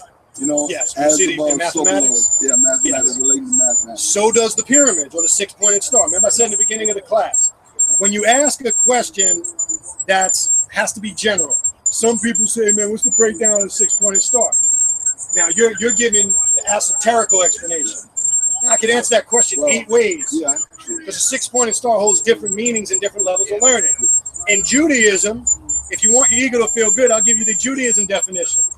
If you want me to take you back to Samaria and the Babylonian temples, because that six-pointed star was originally imprinted when the so-called ancient Hebrews, who are the Hanandawas, the Habasha, or the philosophers of Ethiopia, when they migrated from Babylon or Sumer back into Jerusalem during the time of Ezra and rebuilt Solomon's temple, that's when your Bible was first put together. That's important to understand because your first 7 chapters of Genesis are the first 7 chapters are the story of the Anunnaki creation taken right off the Babylonian temple walls. And the six-pointed star was established there. That's the origin of the six-pointed star used in modern-day Judaism today. Came from Samaria. Has nothing to do with the Hebrew doctrine. But we like to say, well, it's the Star of David. But doesn't that go back? Doesn't that relate back to the interconnectedness between male and female? Like, And as above, so below. Right. Now, if you look and you separate the six-pointed star, it's 2 triangles. yeah, 2 triangles. One is pointing up, Yeah, one is pointing down. So when you separate them, it's symbolic in the esoterical mystery schools, as above, so below. Because remember, the Egyptian pyramids, the same way, believe it or not, you see them above ground, that's how they are below ground. Yeah. As above, so below. Now, when you look at the alignment of the pyramids of Giza, they're aligned with what constellation? The Orion constellation. The Greek word in your Bible for heaven or sky is Orionos. When you say the Lord's Prayer, what do you say? Our Father, who art in heaven, or the Orionos, or the sky. You're actually making that connection. Thy will be done on what? On earth, as it is in heaven. So yes, I heard the brother back there say, you're actually acknowledging the doctrine of correspondence. As above, so below. You got to get out of your mind what we're calling extraterrestrials. We're not talking about some shit from movies and aliens. We're talking about people that look just like you. Yeah. Stop saying there's something coming back. They're already here. They're shapeshifters. They walk amongst you. They're them dudes that ask you for $5 on the corner. You understand? They're a dude that you might have just, where'd this dude come from out of nowhere? Like, I know this dude from somewhere. They're around us all the time. Stop saying what's coming back for us. They're already here. You just got to be able to recognize them. And they're able to alter their molecular structure and adapt to any environment by any planet they visit. We have to understand that. So they can come black, white, Latino, Asian. They can take on any form. All they have to do is look at you and master your molecular structure. And that's easily done when tying into that science. Go ahead. Yes, I know there's also the phenomenon of interterrestrial. Right. Can you expand a little on that? All right. Now, when you say ones that are already here, No, inside, in the caverns. oh yes, beneath the earth. Yeah. Talking about Shambhala, Yes. for lack of a better word. Okay. Now, understand when we say Shambhala, right? What are we saying in the Semitic language? Scent of Allah. That's what it means. Go look it up. Sham or Shema, scent of Allah. When you say Dembala in Haitian Boudon, what are you saying when you say Dembala? Curse God or curse Allah. Those that are familiar with Boudon know what that means. There's whole rituals involving certain deities in Boudon that are propagated that have their origin in that science. So yes, you have beings that live in the center of the earth. Because remember, the earth is hollow, regardless of what they tell you. So remember, there are beings beneath the water. Let's talk about the Dogons from Mali real quick. Okay, so there are interterrestrials that have always been here, but these are more so your reptilian species that live beneath the waters. Now, when you study the Dogon or the Malians of West Africa, okay, the beings from Mali or Dogon teach that beings came up from the water and they made a pact with the priests of Mali that if they can mix with their women and produce seed, they would teach the Malians about the mysteries of the universe, where they came from, the science of their planet, the stars, how nature, how things came about, in exchange for infusing their seed to their women. Now, you can research this today. You have people there today called the ostrich people that have webbed feet. Go look it up. You can look this up on the internet. They have feet that look like webs. 3 toes, they look like big webs. Just Google the ostrich people. It'll come right up on your phone, your computer. Every 60 years, based on their calendar, from the first inception of their encounter with the Dogons, they have what they call a Sigi, which means 60 in their language, reenacting this event. It's called the Baldo rites. Go look that up, B-A-L-D-O. So every 60 years, they do a ceremony reenacting when they made contact with these beings. So yes, there are an infusion and in connection of beings that have been here, and they don't want you here, and they're trying to get you off the surface because you're in their way. Now you got to understand this, and I don't want to get too much into the extraterrestrial thing. You got to understand this: they all come here for different reasons. Some come here literally, like when you see the movie The Predator. There are beings like that are called predators. They just come here to hunt and have fun. It's like a video game to them. And we are the participants.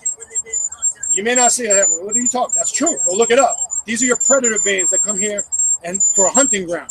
You have beings that come here for natural resources because our planet is the most abundant planet in the Milky Way galaxy with the most water and one key element, the most gold. Then you have the ones which are the Brotherhood of Gold or the Enleolites of the Anunnaki. They come here for the gold. Because gold is what heals and cures them. Gold is what they use to protect themselves. Because the monatomic powder can be put into a powder form and ingested. And again, it corrects and repairs your junk DNA. And it makes you less dense. It connects you to your ancestors. So they know the goal. So the whole thing of infusing this religious doctrine on you was to keep you blind to the secret of what the gold and what power the gold held. That's what this is really all about. It has nothing to do with nothing else. I know we all grew up. It's a damn shame. We were lied to. You know, we were told that be good, you're going to go to heaven. You're bad, you need to be saved, all that bullshit. Now we find out this is one big-ass experiment. You better know your role, where you're at in this experiment. Or remember, they're coming back. Some are coming back to eat you. I hate to say it. I'll be real with you. The ones that they have no use for, if you go read the text, if you read the Lost Book of Enki, their purpose is to utilize the bottom feeders for food. That's it. Because the Enlil Brotherhood established what we call cannibalism. There's tribes to this day that still practice cannibalism because they tie into that brotherhood. They're just reenacting the different beings. That's why I just did a YouTube video. Do you really know who you are? A lot of people think I'm the original ancient Hebrew. They start talking, you're gonna find out it's not what you are. I know it makes you feel good. I get it. It's not what you are. Go ahead. For theocracy, the word Hebrew really means one who passed over into the 3 degree initiate degree. That is correct. It has nothing to do with what you believe to be. That's right. And Yahweh is, who is the God of the so-called Bible. If you notice his characteristics, he's violent. All he does is kill. So understand that. Now, I want to go back to what the brother said. When you say Hebrew, the word is Ibre, which means, like he said, one who crosses over. The first time the word Hebrew is mentioned in the Bible is Genesis chapter 14, verse 13. First time it's ever mentioned. And it was the Canaanites witnessing Abraham crossing the Tigris Euphrates River. So they were describing an action. It's not a race. Hebrew is not a race. Let's establish that.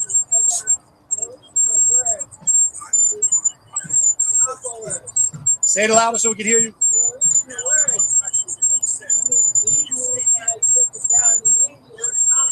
Correct. When you go back to the etymology of the word. Right. Habaru or Habaru, correct. Now, again, depending on what form of the language you come from, because remember, you got Aramaic, then you got different dialects of Aramaic.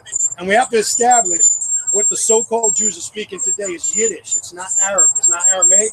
It's not Hebrew. It's a dialect of Hebrew and Yiddish. So you'll see they have a lot of V's and J's in their language. And we know in the original Hebrew language, there's no letter J. It doesn't exist.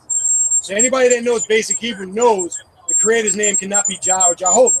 It's a poor translation of Yahweh, which actually comes from Yahuwah, which means, oh, he who is who he is. It's a term, or some of them say Hashem. You understand? But Hebrew was describing an incident, just like Arab is not a race.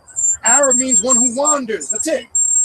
So the Arabs that were constantly moving around, they call them Arabs, or people that wander. It's not a race. So when you ask an Arab, they say, I'm from the Middle East. Middle East is a vast place. What are you? You understand? That's why I'm saying people don't know who and what they really are. It's just like if you go to somebody from the Caribbean, you're not Puerto Rican, you're not Dominican. That's slave master terminology. You could trace that back to the Taino Native Americans. You could trace the Mexicans back to the Aztec and the Mayans, who before the continental drift had a connection with the ancient Egyptians. Now, I always said this. Every ethnicity, regardless of what you call yourself, Haitian, Puerto Rican, Dominican, Jamaican, Trinidad, Cuban, whatever you want to call yourself. Correct. Now, you could look alkaline features, fair skin, look more European, Caucasian, to looking dark and African. You fall under 3 categories. You're one of the 3. It doesn't matter. You're either Mongoloid, Caucasoid, or Negroid. That's it. You're one of those 3. Science confirms that. So we know what we call African Americans would fall under the Negroid race. We got a problem when we get into the Asian and Latino races. Now we got issues. Because unfortunately you'll go to some Cubans who might want to identify with Caucasian more, regardless if they look white, they fall under the Negroid race. Because when you trace the Cuban lineages back, you have some dark-skinned people coming out of that tree. Whether they want to accept it or not. So Cubans and Latinos, they fall under the Negroid race. They're not pure Negroids, they're mixed, because they've mixed in with Caucasian, Native American, Asian, and African, creating a multiple line of different mixtures. But by blood, you're who you are by your blood. That's right, and your blood type. Now let's establish this, not to bust your bubble on this one. If you have A positive blood, genetically you're more Caucasian. I want nobody to take that the wrong way. It shows that there's a different work you have to do in your bloodline. You'll find in your DNA, you're going to have more Caucasian spirits that need to be weeded out. Because that blood type determines what spiritually has the dominant control over you mentally or spiritually, whether you're aware of it consciously or subconsciously. That's important to understand. It doesn't mean if you have A positive blood, you're Caucasian. That's not what I'm saying. I don't want that statement to get twisted. It means your spiritual alignment's going to have to be taken a different route. Because, let me give you an example. It manifests on the physical. I talked with my brother about this right there. I've talked with his brother. I've sat down and played drums with many different ethnicities. I've seen the lightest of light sit down and go off in the djembes and the congas and the djembes. I've watched some dark-skinned brothers sit down, no rhythm, because it's manifesting through the DNA. I've had some brothers sit down, the young brothers, and try to play hip-hop beats on djembes because there's no rhythm. You understand? What I'm saying is, don't look at that description of what you're seeing physically, because that can be very deceiving. So you don't know what you have standing in front of you, because you have neuromelanin and neuromelanin. Neuromelanin is all the melanin that coats all your organs, central nervous system. It links you up and connects you to all the universe. The neuromelanin is the physical melanin on the physical that manifests in certain pigmented hues based on the ingestion of carbons and minerals. We need to establish that.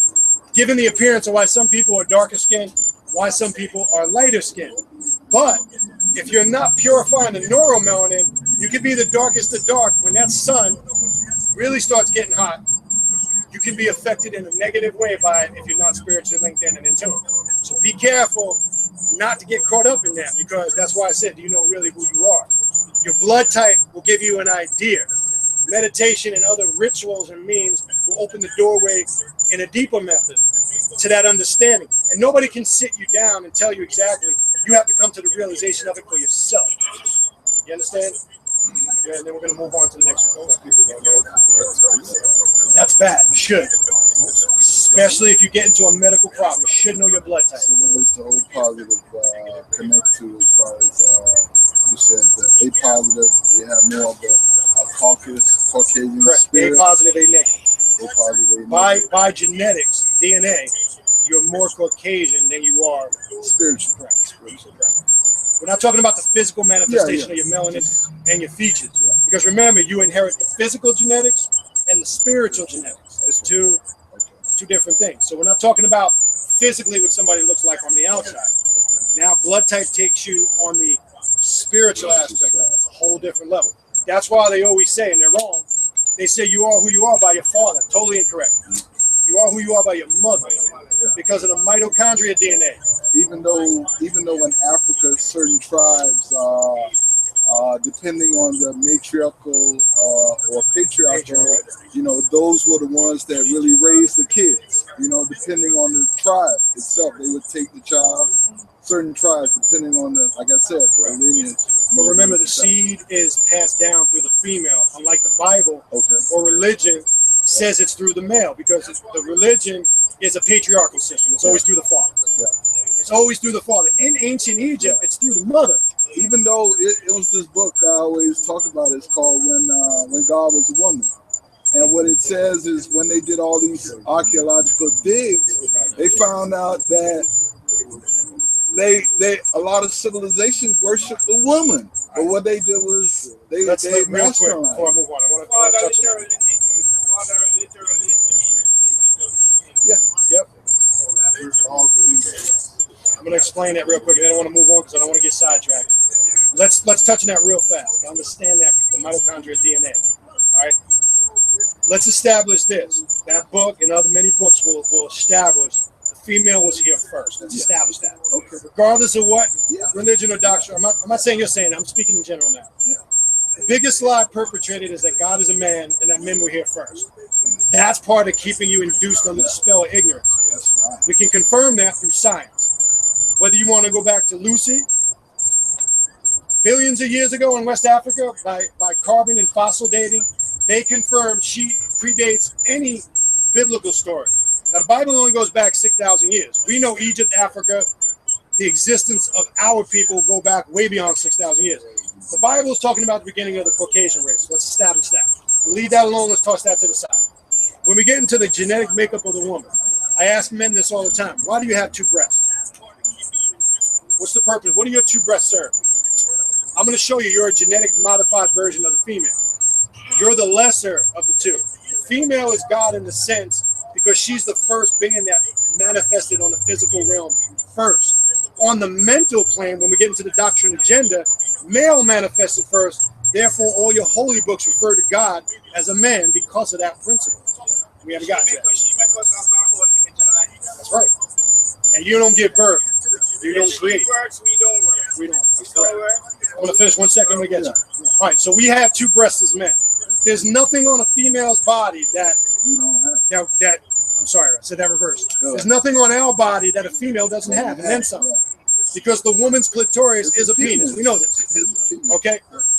Now, every time when a woman was in her pure state, research this, I mentioned this last class. I mentioned this a bunch of classes. Research the bobo gland. At a point in her pristine purity, the woman could give birth without the aid of a man. You can go to the Asset story. Asset gave birth to Heru without having sex. They tell you about it metaphorically in the story of the phallus.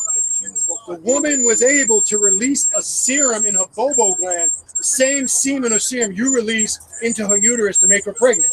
She was able, from that bobo gland, when it was functioning, release that serum, and she could make herself pregnant without the aid of a man. That's a fact. But the woman's, I'm going to get you, I see you. The woman's need, and the woman, when you read the stories, what made the woman fall from grace is her vanity. Because the woman, for an example, your Bible stories, who did they use to get to the man? The woman. Or for her vanity. Let me give you an example. When the woman felt the need to be loved, she lost her divinity. Let me say that again. When the woman felt the need to be loved by a man, she lost her divinity. Because now she surrendered her divinity to the man. She became dependent on the man. This so-called biblical story is trying to tell you that story. Because it preyed off the vainness of the woman. Because what they did was prey upon her sexuality, complimented her, showed her how she can obtain a certain level of power. You understand? So they preyed upon the woman's vainness. And then once she became dependent on the man, that bobo gland didn't function at its full capacity. In our woman's pure state, they always, at minimum, gave birth to twins. That's why they have two mammary glands. They were always supposed to breastfeed two kids at the same time. Now they don't, because they're not functioning at the full capacity. So now they don't always give birth to twins anymore. What do our defunct breasts have a purpose for? Any brothers in here spitting milk out their breasts? Raise your hand. Nobody. You are a genetic modification of the woman. The first beings that manifested here were hermaphrodites and hemaphrodites. They had dual sex organs. Because the scriptures say we're created in the image and likeness of God. Whose image and likeness are hermaphrodites created in? Don't say the devil created them, because God created the devil, according to your Bible. So whose image and likeness are hermaphrodites and hermaphrodites created in? Some come from the water with dual sex organs, some didn't. The original beings they incarnate, that's why when you look at Ankh-Ankhatan, he looks feminine. Go look at the pictures in the temple. He's got curves, kind of got feminine features. Ankh-Ankhatan was a hermaphrodite. Go look it up. I know you may not, you might be familiar with it, you may not. Go look it up and research it. You will see that was what that principle represented. So that's why I say, what are you really? You don't have anything on your body that a woman can't produce and do. So now it questions, it puts into this whole male chauvinism and this whole male-dominated system, spiritually, mentally, emotionally, and physically, that they've been perpetrating for thousands of years. Here's another thing that's going to bust your brother's bubble. Do you know women were the first to practice polygamy? Yeah. We know this. I know you know this. I know Dry Bones like, yeah, because he knows all this.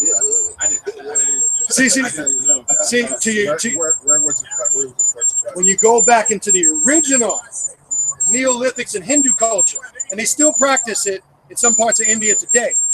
Okay, when you go back to the ancient Hindus who are actually Africans with straight hair, we're not talking about the mixed ones today that you see with straight hair, alkaline features. Remember, the original people of India and Asia were black. These were the beings that came down, mentioned in your Bible, in Genesis 6, the giants in the earth, and they mixed in with the Anunnakis. It tells you this, okay? Because women governed and were the rulers, so they were able to have multiple husbands. Now we say, damn. Muslims don't like that shit because they pride off of practicing polygamy. But there was a system to the polygamy. Let's establish this. Men and women. There was a system that had to be set up. You couldn't just do it to do it because you wanted to do it. it was a structure, meaning if it was practiced, if a man had 4 wives, 3 wives, one might do the cooking, one might take care of the kids, one might manage the finances while the men went out and worked. But the rule that governed it, the first wife had to approve of it. That's the rule. So as long as the first wife was in agreement, then it was permissible. If the first elder wife didn't agree, you couldn't do it. You have a lot of brothers in the Hermetic community practicing polygamy now because they want to look cool. But if you can't provide for your wives equally, you can't do it. Don't do it because you want some booty or you want to sleep with 3 women because it's your personal fantasy. That's not why it's done. Unfortunately, some brothers want to do it, but they can't pay their damn light bill. They can't get their kids diapers and pay their rent. But they want to have 3 wives. There's inconsistency in that. Yes. To go back to the original material beings being women. How does that relate to the story of Lilith? All right, Lilith. When you go, okay, Lilith, as we know, was one of the 200 fallen angels in different stories. Right? Lilith would also be, when you go back into the Sumerian story, Ishtar. So we got to go back into the stories to find out she always represented that force that was always able to sway the man off the path. Because Lilith always had control through her sexual powers over the man. Let me give you an example. Regardless of how smooth you think you are as a man, you are never getting a woman sexually to do your bidding. She creates the illusion that you're in control of the sex factor. Let me give you an example. When we were all brothers and we did our thing, we hung out, we went out to parties, clubs. We always thought it was our game that got the woman. That woman allowed you to run that game because she wanted to, but she's always in control. She is the master at creating the illusion that you're in control. And that's why when you go back into those stories of Ishtar, don't be deceived. I don't care how smooth you think you are. You might think your game is airtight. You might think it's your money, it's your suave, it's your clothes. No. It's because there's a certain energy you have that attracts the woman that she opens herself up to, creating that illusion. That's what the Lilith was the master of. The sex force. We did this on the radio show Thursday. One of the biggest imbalancements with us as people is we're slaves to the sex force. The word porno or porne was actually a deity named after the sex force. It's a deity that controls sexual desires. It goes back to the Greek pantheon. Go look it up. Correct. It ties back into kingdom. Okay. It goes back into all those deities that control you psychologically and mentally. Now, the sex force is going to be, unfortunately, a lot of people's downfall because they have no control over it. Now, we have to understand a woman is internal, a man is external. So when a man goes around and has sex with multiple partners, it doesn't affect him as much spiritually as a woman who's internal. So when she's penetrated frequently, it affects her. I'm going to tell you why. Now, I'm not saying it makes it right, because I know the adage is a man can go around and sleep with 10 women, it's okay. That's not what I'm saying. What does that mean? We have to be purified by the woman to intake the monatomic gold. Now, this is going to sound maybe a little bit bizarre to you. When a woman purifies herself through her menstrual cycle, when her menstrual cycle is pure, we as men can drink it and ingest it and purify ourselves. Let me clarify that. I don't want nobody doing that shit when they leave here. I'm saying, let's be clear what we're talking about here. Your purification, your being raised up to that state of deity, is dependent on your woman. So if you got a junky ass woman, I'm going to be real with you, you need to get rid of her. Because if she is not raising herself up, that's your downfall right there. And you're responsible. When you say raising up, are you talking about spiritually, mentally? To make ourselves less dense, because the monatomic powder that we're talking about, the gold conduct, whatever you want to talk about, that we're preparing our bodies to ingest. If we don't make ourselves less dense and purify ourselves by way of the women, we as men cannot get to that state. It's by the woman that we're going to get to that state. I don't care what anybody says. They might have their own theories. And this is not saying, I don't want to promote this, because this is going on in the Hermetic community now too. Black woman is God. No, there's an equal balancement there. We walk side by side. We know the positives and the negatives on both aspects. Because I hear a lot of brothers saying the black woman's God, but I call that indoctrination. It's not doctrine, it's diction, because the brothers that are standing up there saying that, they're planting seeds mentally in the sister's head because they want to get in their pants. That's a fact. Because I tell the brothers, if that's the case, we gotta get some more female teachers up here. All those brothers promoting it, they got not damn one female teacher in their organization that's teaching anything. But they want to say the black woman's God. I gotta see a representation of what you're about. If I don't see the representation, it's all talk. I mean, Go ahead. I was the brother that used to say the same thing too, which I do say it, but I say that the black man is God too. So And that's true. equally. That's true. But I want to go back to the whole the female with the clitoris. You know, our black culture back then they used to cut off the clitoris. Can you explain? Yes, they used to cut, and they're still doing it now. Certain tribes. They're still doing it right now, and Certain tribes, that again comes from the Enlil-like brotherhood. All those blood sacrifices, altering the organs, genetic modification, that was to maim the intellect. Now, cutting off the clitoris, there's certain tribes in Africa that the women still practice this today. It's funny you bring it up. There's just a big article on the MSN homepage about this the other day, right on the homepage.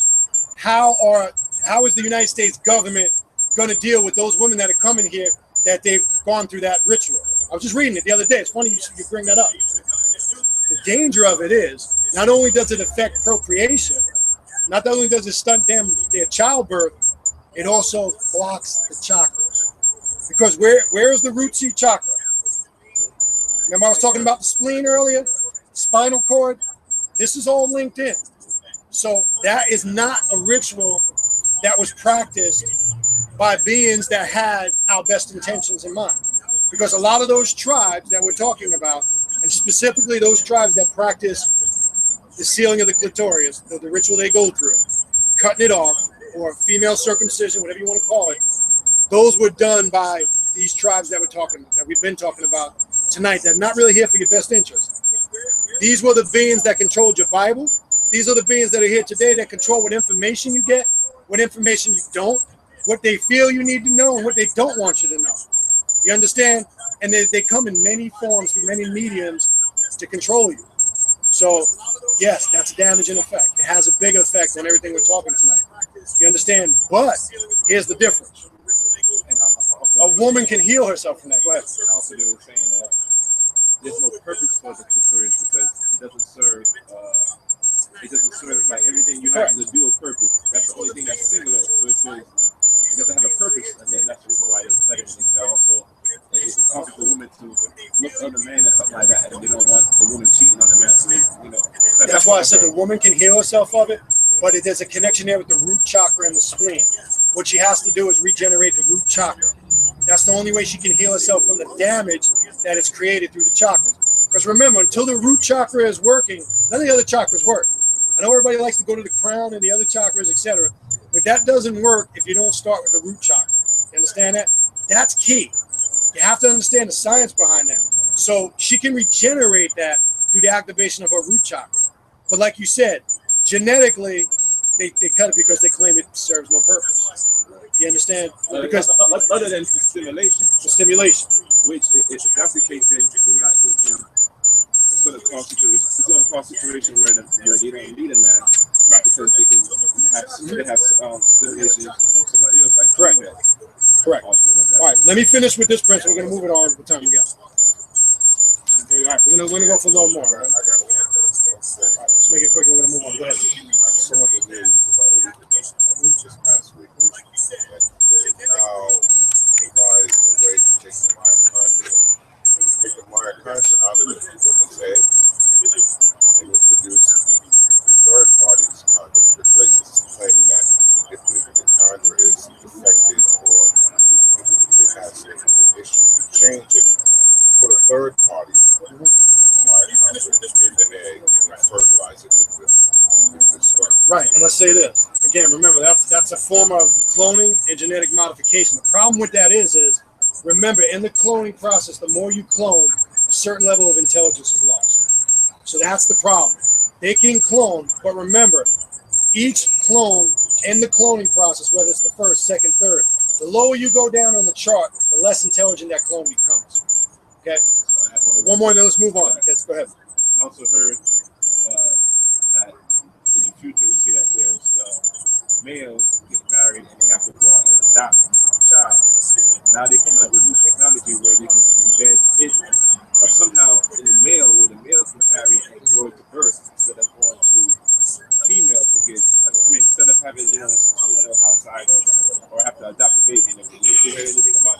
Yes. Let me tell you this. Now, I don't want to get into this now, but remember I was talking about different reptilian species, different extraterrestrials.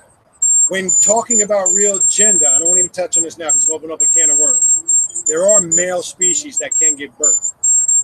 I won't get into that right now, or what we term male species. Not of what we know modern day male gender is here on this realm. There are reptilian species. Let me explain this to you. One of the key symbols, I use it for my radio show, the scarab beetle. You familiar with the scarab beetle? Yeah. What's unique about the scarab beetle, and why did the ancient Egyptians use that symbol? Adaptability. Say it. Is it a symbol of fertility? Right. But why? It's a symbol of fertility, yes. But what is unique? What can the scarab beetle do?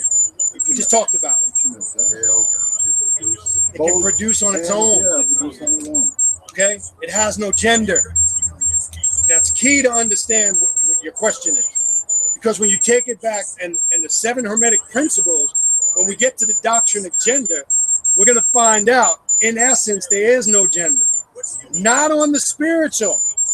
You understand? Because the question is, if I ask you this as a man, can you explain to me why you came here as a man? Why do you have a penis? Why didn't you come as a woman? You don't really know the answer to that question. You just know it based on what basic science taught you. That this is a male, this is a female, this is the anatomy. Now, if you know what spirits or ancestral beings govern your DNA, you'll know if you're more feminine than masculine, because a lot of us men are governed by female ancestral spirits. There's a reason for that. Let's go into the Yoruba pantheon real quick. Okay? I'll use myself as an example. My guardian angel in Santeria, Yoruba, is Oshun. Oshun has many different paths. The path that I connect to Oshun is the path of Oshun that sits down by the river and practices magic and deals with wisdom. She's not just affiliated with sexuality. Obatala has many paths. Shango, Ogun, Yamaya. We can go on and on and on. It's not just one simple path. They have multiple paths because it's a different manifestation of energy.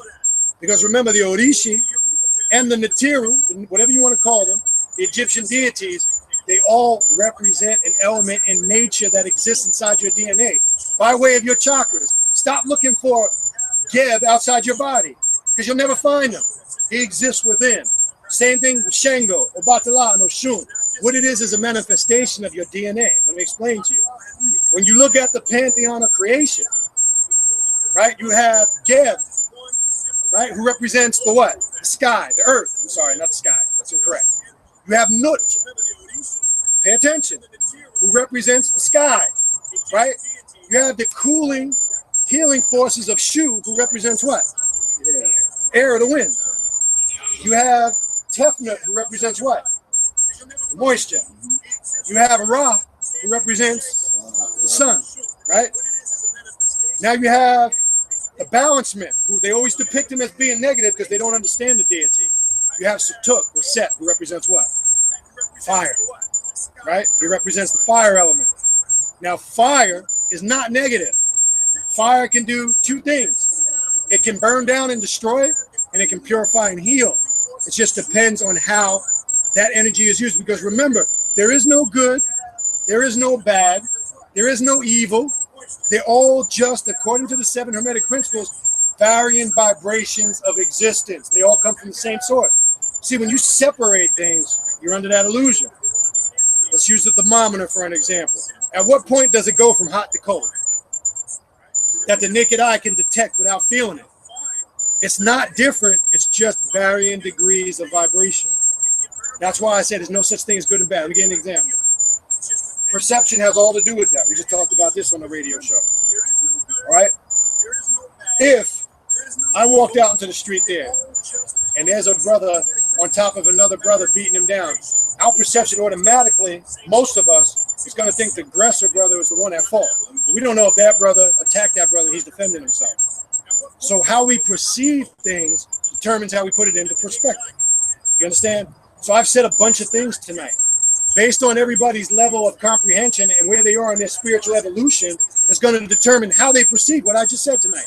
Some people might perceive it more religious because they might be stuck in some religious levels. Some people might perceive it in religious mysticism, say, well, I study the Kabbalah. They might correlate it to that. Some people might study the Hermetic mysteries and deal with esotericism or metaphysics. They're going to perceive it from that level. So if I went around the room and said, hey, brother, hey, sister, what is the meaning of deity or God to you? I get 50 million different answers based on where everybody in the room is at on their level of perception. We have to understand that when we talk with each other, because we can't expect when we're dialoguing with people that they're going to be on the same level, whether it's beyond us or beneath us. We got to be able to meet somewhere in the middle so we can build and come up with solutions. Because it's not, the answer isn't bash somebody. What good is it if you go up to somebody and bash everything because you know more than them? What did you really accomplish? Nothing. As a God and a deity, your job as a healer and someone who's what you raise that individual up. Now, if they're ignorant and they're closed, just leave them alone. It's not for them yet. Their DNA hasn't exploded. This is not for everybody. Let's establish that. Don't go trying to save sanctified, spooked out Christians. They're not there. It's not for them. You understand? Don't think because you know something, I'm going to go save everybody because I know somebody. That is not your job. Your job is to deliver the information and move on. Yeah. Because you can't make nobody do nothing they don't want to do anyway. So I can sit here and talk to you for 8 hours telling you everything I know about Egypt. But when you leave here, you're still going to go do what you want to do anyway. That's not my job, what you do with it. I couldn't care what you do when you leave here, what you do in the privacy of your bedroom. I don't care what you do in your sex life. That's not my job. I don't care. It is my job to pass the information because you can never say you didn't know. So I never heard of that. I didn't know. Everybody will know. That's one thing we can guarantee. What you do with it, that's on you. That's where the work comes in. So if you say you're God, being God means being responsible. Don't just walk around and say, I'm God. I'm the background. I'm out the 7th or ancient agenda. It sounds deep, right? But are you a living example of that? You know, don't just say it. Just because you wear an ankh doesn't mean you're conscious. Now let's talk about that. We wear these symbols. Do you know how to recharge your amulets before you wear them? You don't just go to a store and buy an ankh and put it on. Because don't you realize every energy or vibrational force that touched that is on that amulet, and now you're putting it on you? And guess what? Now it's on you. Before any symbols were put upon us, we had to recharge that with our energy. There's a certain ritual done in Egypt where you take your amulets.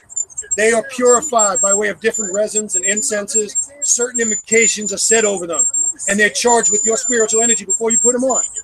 But we like to just go get shit and put it on because now I want everybody to see I know about Egypt. We put our dashikis on, you know, and we got the symbol and we look cool.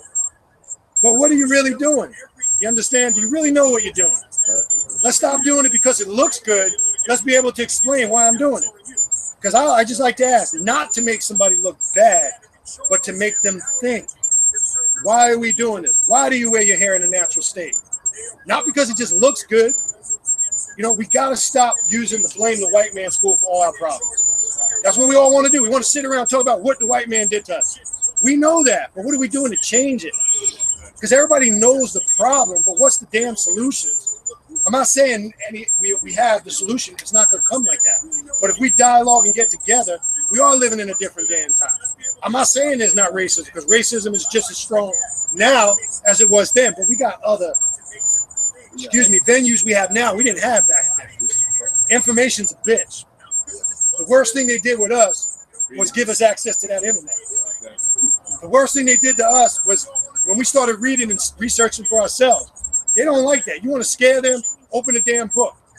You're not scaring them out there protesting because they're laughing at you. Like, look at these fools going to a gunfight with a butter knife. You're not. That's not accomplishing nothing. This is what they don't want happening. See this here? That's it. They don't want this happening. We're sitting here dialogue building. This is us controlling the experiment. What we're doing right now, we're controlling the experiment because now we're going to leave here and we're going to break that chain because if you've got kids now we're going to pass this information to our kids and they're going to pass it to their kids. That's how you change the cycle of life. You understand? This is not really per se for us because we're living in that transition period that our ancestors talked about thousands of years ago. We're here. We're at that point. What we do now determines everything they did before us. They're counting on us to make the transition. So if we fail, not only do we fail ourselves, we fail them too. You're living in a day and time where you carry the burden of the responsibility. That's where we're at. We're at that great epoch, which is 50,000 year cycle. Remember, equinox is 24,896 years or 25,000 years. The Honorable Elijah Muhammad taught that in the lessons when he was using the science of the Holy Quran traveling in the circumference of the planet Earth, which they say was 24,896 miles. 1 mile per landmass. When that made the circumference, the world would know the truth. That was symbolic, which would lead you to what they call an equinox, 25,000 years, 24,896. You're living at in the point of an epoch, which is a 50,000 year cycle that the Mayans recorded, that the Egyptians recorded, and they said at this great day and time, we would make the transitional leap in spiritual consciousness and we would come into our rulership. But you can't take over rulership if you don't have the information. You understand? In everything, science of the universe, you have to have an understanding of how this planet was created, your role in it, who and what you are by DNA, how you got here, where you came from, where you're going. Because only you know that. No man can sit you in no university and tell you who and what you are. You're not a ruler when you do that, because then you're susceptible and under the power and control of somebody else. That's why I say, stop joining these Mickey Mouse clubs, like the Nubians and the Nation of Islam. And they teach you that there's one man that's going to take you to salvation. Not one man can do that for you. I'm an ex-Nubian, I can tell you that. I walked side by side with Dr. York over 20 years. I saw the bullshit, though. Brother right here was part of the Yahweh Ben Yahweh group for years. He'll tell you some stories make your head twist. And there's a trick in that. Because, here, let me tell you all this. The key to keeping you in those organizations, and I like to say Mickey Mouse clubs, because they all, here's how it starts. It goes from the information, then it goes to the leader becoming a god or an extraterrestrial. Or this individual knows more than anybody, and if you don't do it his way or her way, you're not going to make it to paradise, to the planet Risk, to the mothership, whatever you want to call it, okay? So what they do is they create the illusion they got some secret that only they know, and if you're not part of the organization, you're not going to get that secret. You want to know what the great secret is? There is no fucking secret. The secret is you. The secret is I pretend that I have a secret you don't got, and I keep you under that spell, wanting more, and I only feed you crumbs. I don't ever give you enough. There you go. They're like vampires. They feed off of your spirituality. Now, I'm not saying don't study or read, because a lot of these master deceivers take factual information and they put their twist on it. That's how they recruit you for these organizations. Because on the surface, a lot of the stuff they're saying is true. Don't get me wrong. A lot of stuff the Elijah Muhammad says was true. I like a lot of stuff Farrakhan says. It was true. I like some of the stuff Dr. York says. It's true. But I do not believe him or anybody else has the sole key to salvation to getting us to where we got to go.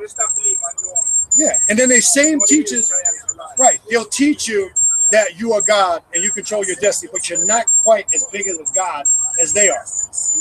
Yahweh Ben Yahweh did it. You understand? Dr. York does it to this day. He's in prison and he's still controlling it. If you ever run into a Nubian now, it's like talking to a lunatic.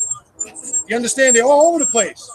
You know, I tell them simply, if you say he's an incarnation of Yanun and has the healing green force of Yanun, why can't he heal himself of angioedema? Why are you petitioning the white man for a medical transfer? You want to tell me the white man's the devil, but yet you want to petition him for help? And then you're calling your master the master of heaven and earth? That's inconsistency. That's it. It's a money game. Now they've recently told their followers to move up north because I know that they broke as hell and their shit crashed in Georgia. Go ahead. You know, that's one thing that I noticed. You know, religion is there to no doubt religion is there to control people.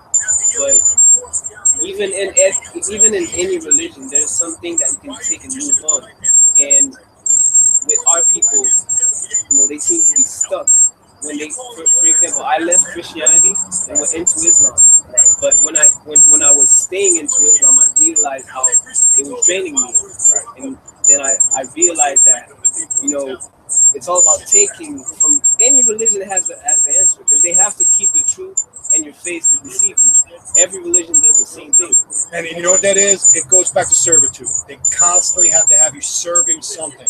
Some spook force outside yourself that you have to give homage to, that you have to worship, and that's your salvation. There's nothing external that's going to come save you. I got news for you. Jesus is not coming back. I don't care what anybody says. That is a story that's been watered down thousands of years from the Sumerian stories, the Egyptian stories, that's your horror story, that's your Talmud story. The list goes on and on. They took that salvation story of Heru and switched it to their own personal today belief. They say you got to be safe. Safe from what? You understand? They want to save you and put you aside in a box to control you mentally. So religion keeps you in a servitude mode. You're serving a spook force that you can't confirm that exists outside yourself. The problem is this is an inward journey out, not an outward journey in. So religion teaches you to look for salvation outside yourself, and you never find it because it doesn't exist. You're going to find out everything you need to know exists within your DNA. That's the purpose of this class and the 7 Hermetic principles. Stop going outside yourself. If you say you're God, how can you walk around and say I'm God, but yet I'm looking for the definition of God outside myself? You understand? So ask a Christian, Muslim, or a Jew, when you go to church and you get in that pew and you kneel down and you look up, what are you praying to? God. Where's God? Here's the mental control. Well, God's up there. Where's up there? Well, he's up there in heaven. Well, heaven's a Greek word, haven, which means place of hiding or enclosure. It also means a docking port of enclosure, which they play words on the game. So you're saying, hold on, you're looking up to the sky because you're programmed that God is up there. And hell is where? Down here. Who created that? The term is Uranus. Or, correct. Heaven to the sky. Correct. In the Greek. Yeah. In the Greek language. So when you're saying Hades is the Greek word they use for hell. Now, here's the question I like to ask. Now, why do most people separate God and the devil? Because according to their holy books, God created the devil. They come from the same source, different varying degrees of vibration. You ever hear an athlete get up there and say, other than when they win, you ever hear a boxer get up there and say, I want to thank my Lord Jesus Christ for getting knocked out tonight? Hallelujah. They don't do that because they've been programmed. Once you start separating, all things good and bad come from the same vibrational force or energy. So we got to stop saying when something good comes, praise God, praise the Lord, hallelujah. But when something bad happens, we don't praise God for that. We say oh man, the devil is out to get me. Let me give you this example. I want to finish this one more. I see you guys. I want to get through one more before we close because it is getting late. I just want to finish with this. If there's a plane, right? Think of this for a minute. That plane crashes and there's 400 people on that plane, 300 people, 200 people. Some people survive, some people die. When you watch this on the news, right? What do the survivors say when they interview the survivors? What do they say? Oh, man, thank God that I made it. Praise the Lord. But isn't it the same God that killed the other people that didn't make it? So what do we give credence to those people that died? Do we say They were meant for hell. yeah? But see, that's a cop-out. Yeah. But when you're a mystic or spiritually conscious, you say it's just different manifestations of vibration. That's it. It's not spooky. It's not no God. It's not no devil. Stop doing that as a human because you need to feel comfortable because you only understand it when it's relayed to you from a physical perspective. I want to finish with this last one, then we're going to close. And then I want to make just a couple quick announcements. Okay? And I'll take a few more questions and then we'll close. I know we started a little late. I mean, I'm cool. Is everybody cool? Is everybody getting tired? Everybody's okay? I know it's Sunday night. I won't hold nobody if you got to go to work. All right, we're good. Let's keep going. We will. I'll keep it reasonable. Yahuda, when you want to kick everybody out, bro. Yahuda. If you want to kick everybody out, just tell them get out, man. Just let me know. All right. Let's go to I want to get to the principle of vibration before. Now, what we'll do is we'll do a continuation of this. We didn't get through all 7, which I knew that wasn't going to happen anyway. I want to talk about the principle of vibration to kind of top what we're talking off tonight. And then we'll take a few questions, okay? Nothing rests. Everything moves. Everything vibrates. The principle embodies the truth that everything is in motion. Everything vibrates, nothing is at rest. Facts which modern science endorses, and which each new scientific discovery tends to verify. And yet, this Hermetic principle was enunciated thousands of years ago by the masters of ancient Egypt. This principle explains that the differences between different manifestations of matter, energy, and mind, even spirit, result largely from varying rates of vibration. The higher the vibration, the higher the position in the scale. The vibration of spirit is at such an infinite rate of intensity and rapidity that is practically at rest. Remember I was talking about that earlier? The pen or the bicycle spokes, very important. Just as a rapidly moving wheel seems to be motionless when it's moving at a certain speed. And at the other end of the scale, there are gross forms of matter whose vibrations are so low as seem to be at rest. Meaning, we're looking at each other now, seeing each other in the physical. It's only because we're vibrating at such a low frequency. I see you. But if you made yourself less dense and speed up your frequency, I wouldn't be able to see you physically anymore. Because you would be operating at your full capacity. I see you, you see me. It's really an illusion. Let's go on. Okay, then it goes on to say, between these poles, there are millions upon millions of varying degrees of vibration. From corpuscle and electron, atom and molecule to worlds and universes. Everything is in vibratory motion. This is also true on the planes of energy and force, which are but varying degrees of vibration, and also on the mental planes, whose states depend upon vibration. That's why when you're asking about the doctrine of neutralism, it all depends on the situation governing those circumstances. That's going to affect the vibratory rate. All right, then it goes on to say, and even on to the spiritual planes. And it finished with this last paragraph. An understanding of this principle with the appropriate formulas. Let me say that part again, because people miss that part.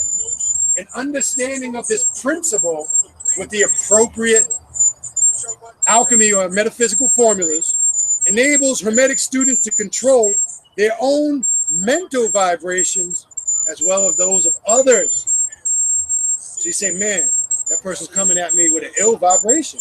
You can neutralize that. There's a way you can control that. You say, man, this person's out to get me. They're hating on me. There's a way you can neutralize that and control that and make it work for you. Okay? It goes on to say, enables Hermetic students to control the mental vibrations of others. The masters also apply this principle to the conquering of natural phenomena in various ways. He who understands the principle of vibration has grasped the scepter of power, says the ancients. This is powerful right here. This goes beyond religion. This goes beyond, leave that crap alone.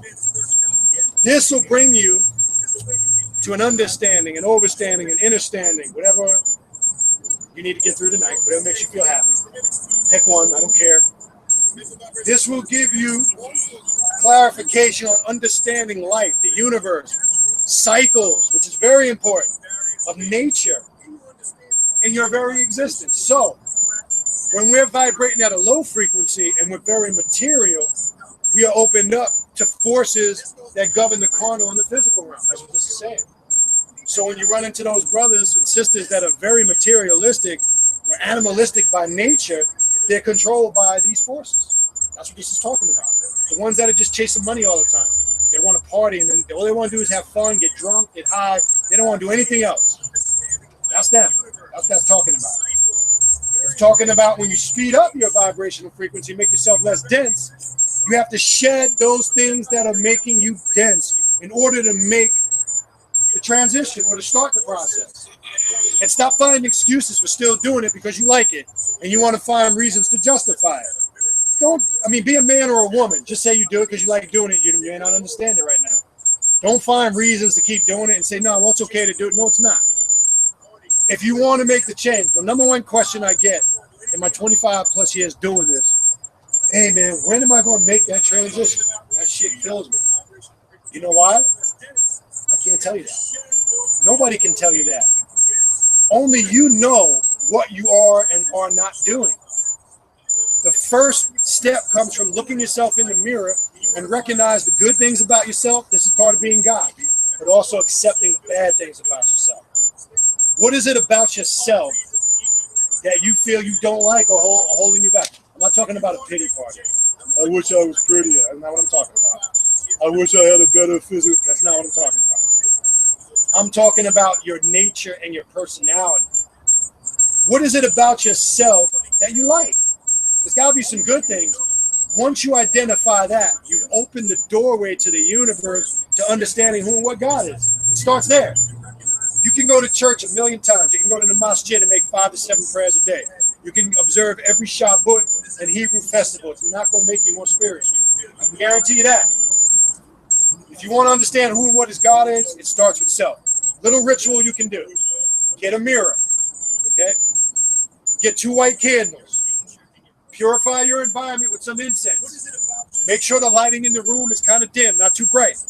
If need be, not necessary, put on some very low music if you choose to. Soothing, relaxing music, not a requirement. You don't have to. There is no right or wrong way to do this. I'm just giving you a metaphor. Go into a state first of concentration, because don't confuse concentration for meditation. That's not what it is. Once the body's frequencies calm down, you'll go into that state of meditation. Ask your ancestors, what is it that's good about me and what is it that's bad about me? You will have an influx of energy and thoughts that will flash before you. You'll be in that meditative state, could be for an hour, 2 hours, but it'll feel like 5 minutes. Literally, it'll feel like 5 minutes. That will be a roadmap and a guide for you understanding self. So there's many little, I can give you 1,000,000 others. I'm using something basic. That's something you should practice on a regular basis. This is one to open that doorway. Because if you want to understand the mysteries, it starts with self. Because ain't no secret written in any book you read. Because if it was a secret, it wouldn't be written in a book. Okay? Go ahead, brother. You had a question back there? Brother, did you have your hand up? Did you have your... Oh, okay, I'm sorry. Okay. You want to say it? Okay. All right. So, anybody have any questions? Go ahead. I'm listening. Yehuda. I'm sorry. You mentioned experiment. Correct. I noticed in the beginning you said the all is one. I am the all. All is one, mental is all is connected. Right. The breath itself that enters the body. At the time when you take the first breath at birth, how does that connect the physical with the metaphysical understanding of this experiment? What I'm trying to say is that in the womb, the being is a vessel with no recording of anything. Correct. Okay, it's pretty much a blank sheet. Correct. Pretty much that's constructed. So the universe or the supreme architect structured this experiment for that breath to come in and occupy to manifest an experience. Right. So does this 7 principle of Tehuti, is that the guidelines? Is that the Yes. laws to help govern you through the earth walk? All it is it's a roadmap, because you still have to come to the realization of yourself. But let's go back to the breath being in the womb. Let's talk about that for a minute. Let's understand this. Let's look at 2 concepts here. It still deals with being raised up to a certain level of consciousness. Now, again, you always were aware. It's just you had to be raised up to the awareness. Now, when you talk about the breath or the breath of life, now, if you come from that, I'm not saying you're coming from a religious perspective, but there's many different perspectives to come from when we all receive the breath of life. But there's 2 things we have to take into context when we say, as human beings, when we came to the planet Earth and when we came out of the womb and took our first breath, that was because of the oxidation of the elements. Let me explain. Now, remember, in our original state, we were green, not black, not brown. Let me explain. Because when we were exposed to the elements here and took our first breath or ingestion of the elements, it changed our pigmentation to what we're seeing now, varying hues from very dark brown to blue-black to very high yellow to very fair-skinned, etc. It all depends on your ancestral gene pool, your genetic mixing. So when we took that first breath, it not only did it alter us, it also changed us physically, but it had an effect on consciousness because we became exposed to elements that we weren't familiar with. Now, going back prior into the womb, that's very important. Remember, you were in a state in that womb through 9 stages. And you lived in what? We have to factor this. What did you live in? You literally lived in a water sack for 9 months. Now you have to understand this, to understand that question of the breath. And I want to talk a little bit about that, because that's key, and that's the number one reason why we're all sick and we're dying, and I'm going to explain. Okay? Put your hands out like this, everybody. Turn them around. Look in between your fingers. That's webs. Okay? If you don't put lotion on your body, what happens to your skin? Your skin becomes what? Dry and what? Ashy. If you get what do they call that when you get dry skin in your hair? Dandruff. These are all attributes of mixing with the reptilian gene. If you look at some of our people, the back of their head, they have what they call slope heads. That's a reptilian characteristic. Okay? Everybody following me so far? So we have to understand this to understand the breath and the effect it has. Then I'm going to get to consciousness and awareness. But you're right in what you're saying. Now, when we come back and we say this, the human body, okay, is comprised of what percentage of water? Roughly 70%. The planet Earth is comprised of how much percentage of water? We have to accept the fact we're fish living in an aquarium, whether you want to accept that or not. Because we're technically living, it's like if you have a fish tank and you have rocks and stuff and it's surrounded by water, that's how we're living right now. We're breathing in water and exhaling water. H2O, what's the formula for hydrogen and helium?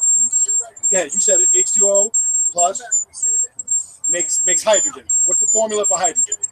Somebody. You understand where I'm going with this? The hydrogen atom, the helium atom, how H2O makes that combination or that mix-up. So you're in a quake breathing in water. Now the breath, okay? Consciousness or awareness, whether you want to call it the grand architect of the universe, the creator, your ancestors, it still all ties and connects back to you by way of your DNA, because you came through your mother, who came through your mother, who she came through her mother. That's the lineage of everlasting life in ancient Egypt. When the Egyptians were talking about eternal life, they were talking about the genealogy preserved through the mother. Now, to show you where the awareness factor comes in, or consciousness, let's establish this. Everybody in this room, before they were spiritually conscious, I'm sure everybody in this room at one point or another was exposed to monotheism, correct? Islam, Christianity, Judaism, some point. Some of us came through the back, some may not have. Some may have always come up through conscious levels of information. Most haven't. Here's the question, and this is to understand that concept, okay? At one point, we were all sat down, and somebody had to explain to us, introduce to us the concept of what God was, right? We were all a certain age at some point, whether it was your mother, your father, your uncle, your brother, somebody sat down and said, this is the Bible, there's a God up in heaven. Now, they have induced and created what we call religion, or installed in your subconscious what the consciousness of God was. Now, when you were in the womb and you weren't in that state of consciousness before you took your first breath, and you weren't physically alive and aware, I'm going to tell you why I'm doing this. You would say, well, looking on now, back then, you would say you weren't aware of God, correct? Were you conscious of who and what God is before somebody introduced God to you, is my question. Were you conscious of that? Yes or no? Say yes. Who would say no? I said No. say yes. Yes. I was Say conscious yes. of what? Were you conscious before somebody sat you down and explained to you their theory or concept of God? Did God exist? Yeah, And if you say yes, be ready to explain. How can you explain it? Don't explain it now because you're aware. I'm saying back then. Let's try to go back. Not now. Of course, now you can explain it. You can break it down. Oh, well, I was there. I'm saying, if we go back to that state, you would have to say you weren't conscious of it. Didn't mean God didn't exist. Right. Didn't mean the Creator didn't exist. Right. To show you it's about awareness and consciousness, you just weren't conscious of it. Right. So, yes, when you took the first breath, go ahead. Okay, so then that would put you in a state of, as you are in the womb, a vessel, Correct. where all your other senses were not developed. You had one that was developed, which would be the only one that you able to communicate with the mother. It is through vibration. Correct. So, Now, remember. let's stop for 1 second. I want you to continue from there. But remember, now, we got to go from a gas state to a liquid state to a solid state. Why am I saying that? Let's go back before you get to that state in the womb. Everybody follow me here. As a man, whether the woman did it through her bobo gland, as we talked about earlier, there's a certain point when the ejaculation process happens. Let's talk from when you came from a gaseous state into a liquid state, because you're going from, you're in that liquid, so you're in that transition. I want to explain that. I see where you're going with it. Everybody following? We're not lost, are we? Yeah. All right. At the time as a man, when you're penetrating a female, we're all adults here. We can talk like grown-ups. When you're penetrating a female and you're coming to climax or orgasm, whatever you want to call it, before that ejaculation is produced, you got to realize that sperm or that seed shoots up through the chakras. It's regenerated through each chakra, whether you want to call it an etheric being, a vital life force, a gaseous being. The etheric counterpart is being created at that moment. You have to establish that. So what I'm trying to get you at is we were beings of light and energy first. So when we start from that existence, the vital life force, when we came through that process of it, whether you want to call it ejaculation, or through that crown chakra, because really what happens is the sperm shoots up through the chakras, emits from the crown, and then comes back down before the sperm or semen goes up into the ovum. That's really when you get into the metaphysical aspect of it. So, correct. So we're talking now, we went from a gaseous state. Okay, that was our first stage, and that just means an energy state. Ether, some call it the vital life force in the mystery school, whatever you want to call it, chi, whatever you want to call it. We came from that energy state, and then we went from that state into a liquid state, which in the womb, we were in the sac for 9 months. Now we're in a liquid state, and then we came into the solid state, which is the molecular or the matter structure. Okay, so hold on, I just want to finish this question. All right, so go ahead. I just want to explain that. Go ahead. Now, I want to get into the impact of the extraterrestrial concept of benevolence and the benevolence of extraterrestrial influences on the physical. Okay. Is that by design in the grand scheme of things? So yes and no. Is this an experience that we all must go through? Mm-hmm. You know, yeah, which is established. But to back up what you just said, I want to clarify that. Like you just made a statement. Good point. Is this by design? Let's start there. Reason why I said yes and no, it wasn't to play the fence on the issue. Reason why I said yes and no, it depends on which one of these extraterrestrial beings that you have raised the awareness you descend from. Because remember this. When you look at the extraterrestrial involvement, again, we could do a whole class on this, but let's look at the abduction aspect of extraterrestrials real quick. Because we've been getting this on Brother Drive-On show a lot. I've been getting this a lot on my last 2 shows. People want to understand or they're having a lack of understanding this whole extraterrestrial thing.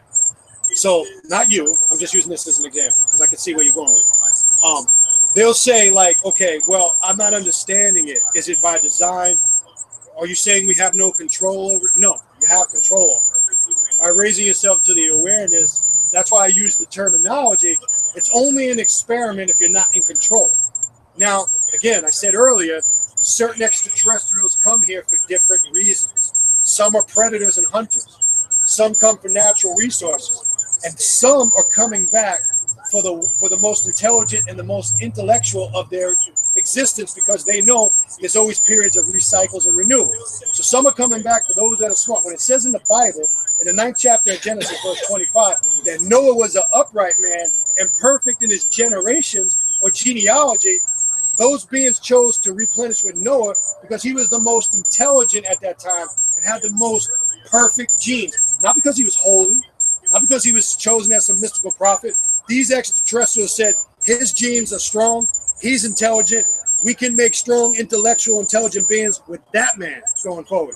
So you have some extraterrestrials that only concerned with your intellect because they know they can breed from your genetics because you are smart and intelligent.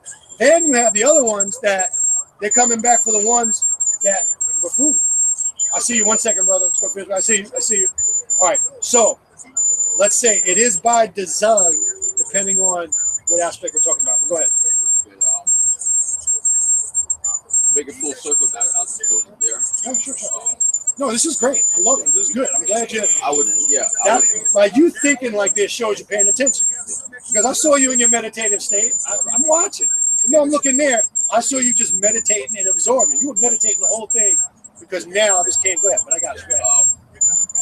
Excuse me. I'm coming. Sorry,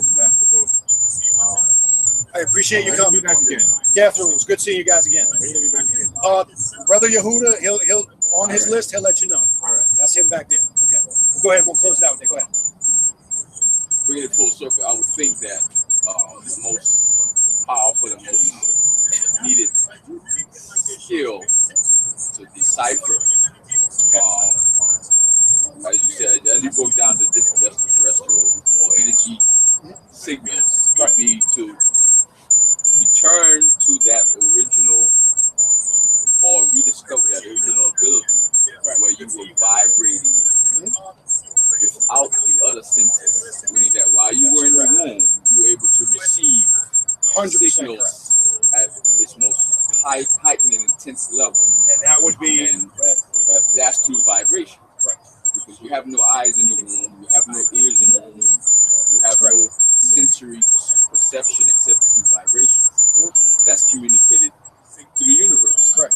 So if you do have those extraterrestrial beings, they can't control you. That's putting up your psychic self-defense. So the whole purpose would be now that through birth or through a separation of the connection to the mother, you have killed.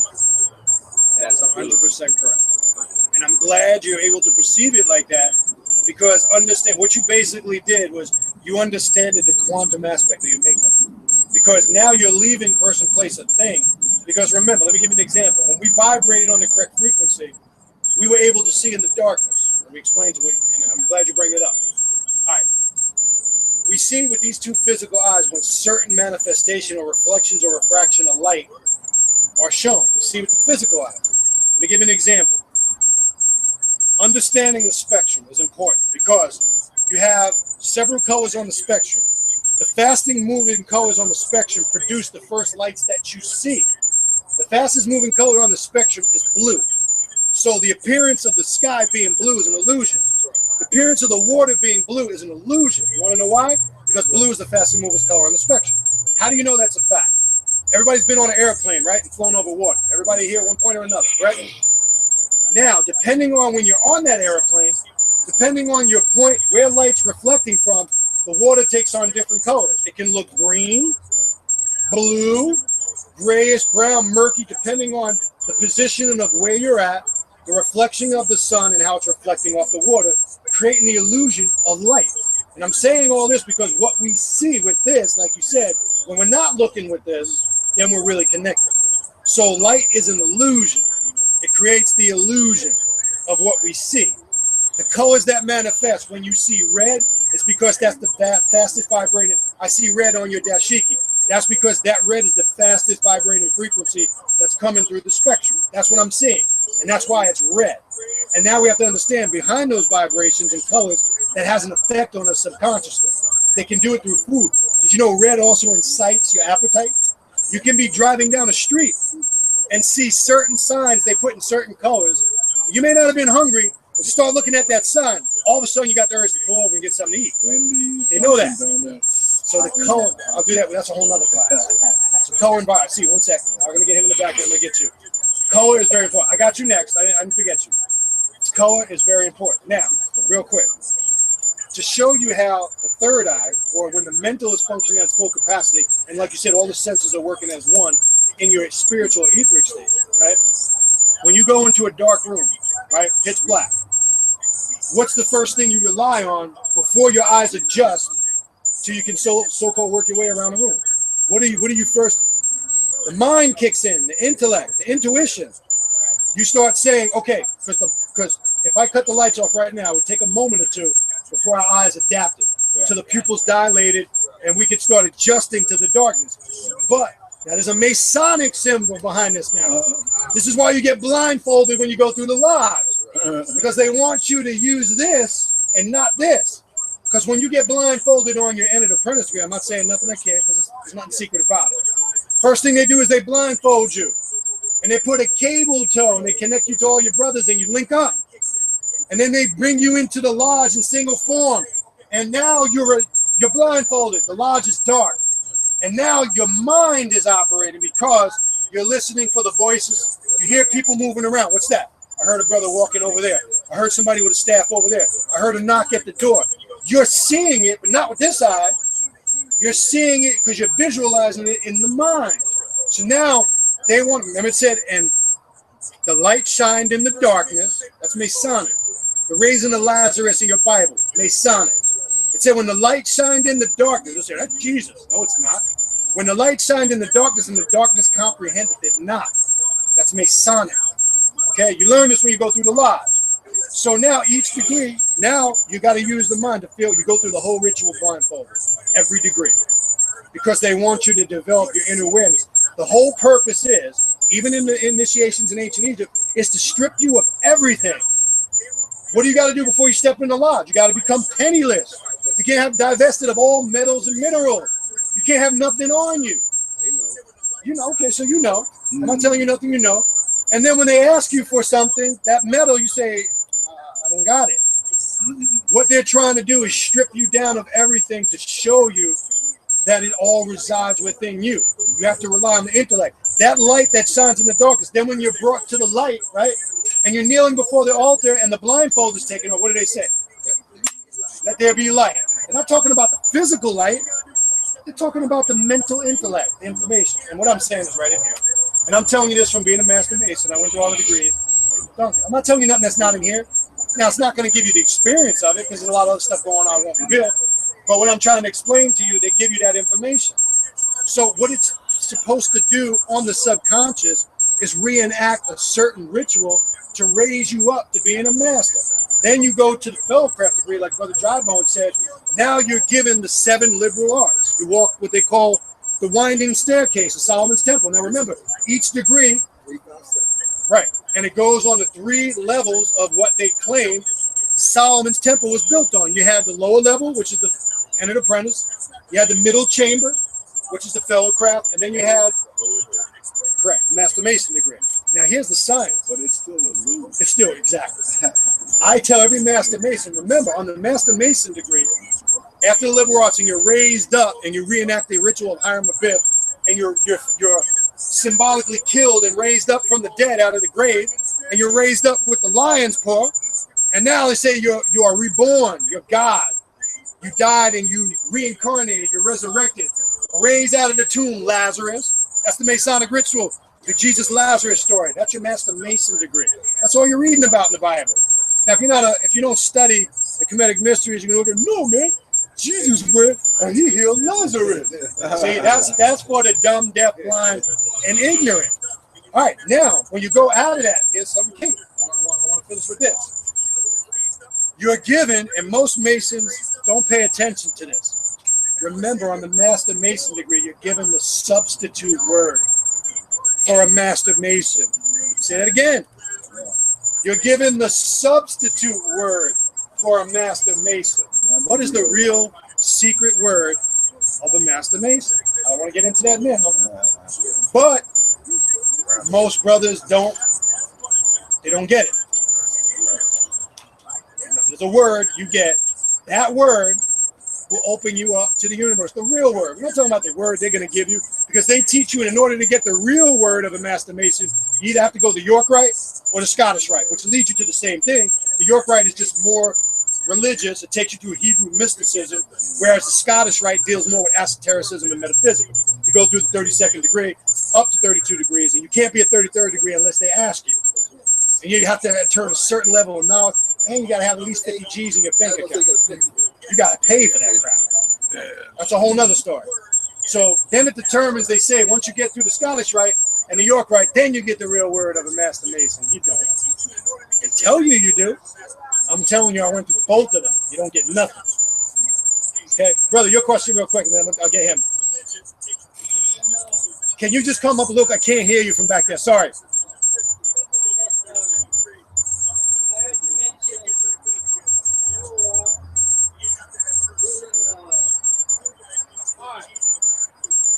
Can somebody relay his question? I hear him, but I don't. Noah, I was talking about Noah, yes. I wasn't talking about the ark. We were talking about, in Genesis 9, the character they call Noah. In the Bible, when they were talking about the replenishing period after the flood, why those beings chose Noah to replenish from that point on, because at that time he had the most perfect and upright genes or genealogy on the planet. So they chose him at that point in the genealogy to replenish and move forward.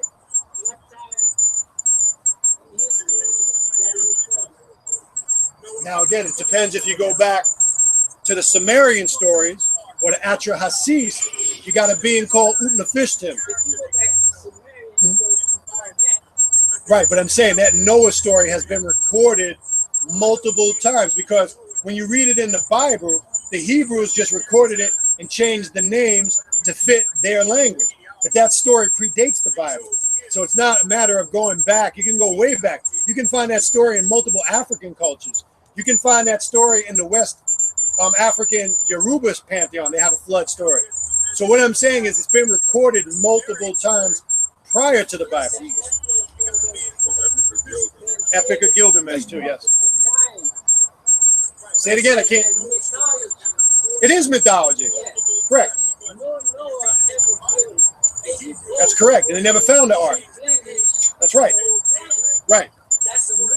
Right. But the genealogy story, we're not forget the ark and Noah. You'll find out anytime cataclysmic events took place, we're using that story metaphorically only in the sense anytime these intelligent beings started over, they always worked with the most intelligent beings regardless, beyond the Noah story, because it is a myth. They've never found the ark. It's not real. It is mythology. That's correct. But I'm going to take two more. But they use wordplay such as myth. Just because they say it's a myth doesn't mean it's a lie. Correct. But it could be a certain wordplay, you know, to say this is a symbolical story of what we trying to say, even though they say it's a myth or so-called. Correct. All right, let me make a quick announcement. I'm going to take two last questions, then we're going to close. Quick announcement, just to go over a couple of things you weren't here. If there are a lot of the stuff we're talking about, there's tons of books up here for sale. We do take credit cards and debit. You know, it doesn't have to be cash. We have a credit card machine here. There's plenty of books on everything we're talking about. Now, I'm going to say this. It's been a long night. Don't come up to me and ask me which book is good.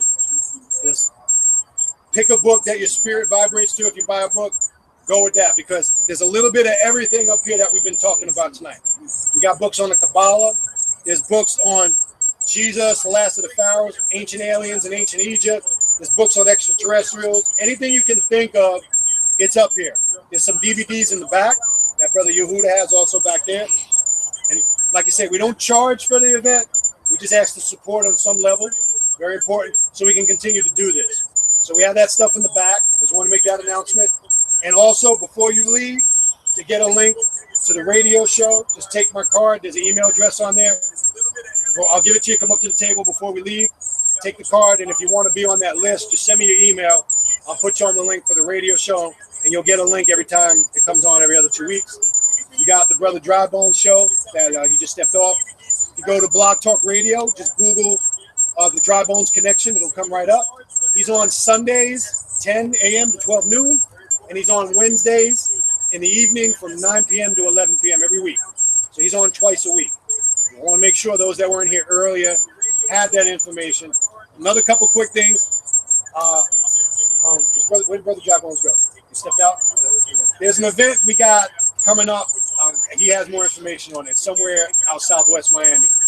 We got a brother working on an event in Orlando, Tampa, and 2 more events in Miami. What we're trying to do is expand this, because there's a lot more people down here, you know, than we can actually make ourselves aware of. We want to start getting events down here, not just in cities outside of Florida, because there's a lot of spiritually conscious people here, and we're focusing on Orlando, Tampa, Fort Lauderdale, Miami, West Palm Beach. We want to start getting some events in this area. We're working on it right now. A group of us, different venues that we're looking at right now. In the next 4 weeks, we hope to have something accomplished. There's also a sister that's getting something organized in Atlanta. She's working on it right now. Once those details are informed, we're going to have some people going up that way to do some events. So we got to kind of get this information out, but we got to take it to the next level. So I wanted to make those announcements about products. Again, support. There's products in the back. There's products up here. And again, we do take credit and debit. I'm going to take 2 more questions, and then we're going to shut it down. Let me get him and then you. And let's make it brief, nothing too intricate that's going to keep us here for a while. Go ahead. Okay. Well, this might give us a All right, it's going to be real. what I want to add to this is we discussed a lot of things. Well, you discussed a lot of things. And there's something that germane to all sentient living beings. Everyone has to sleep. And whether you are willing to do it or not, it comes upon you. And you are devoid of your physicalness. And in that state, there's things that happen, we call them dreams. But everyone, even the beast and the birds, even the fish, have to sleep. What is that? What is that phenomenon? All right, sleep. Now there's two perspectives to look at it. When we look at it in our physical existence, it holds one meaning or one purpose. Okay? In our ether, you got to understand what we label as the need for physical sleep because of what our bodies are exposed to on the physical realm. The body needs a recuperation process. So we need sleep on the physical realm.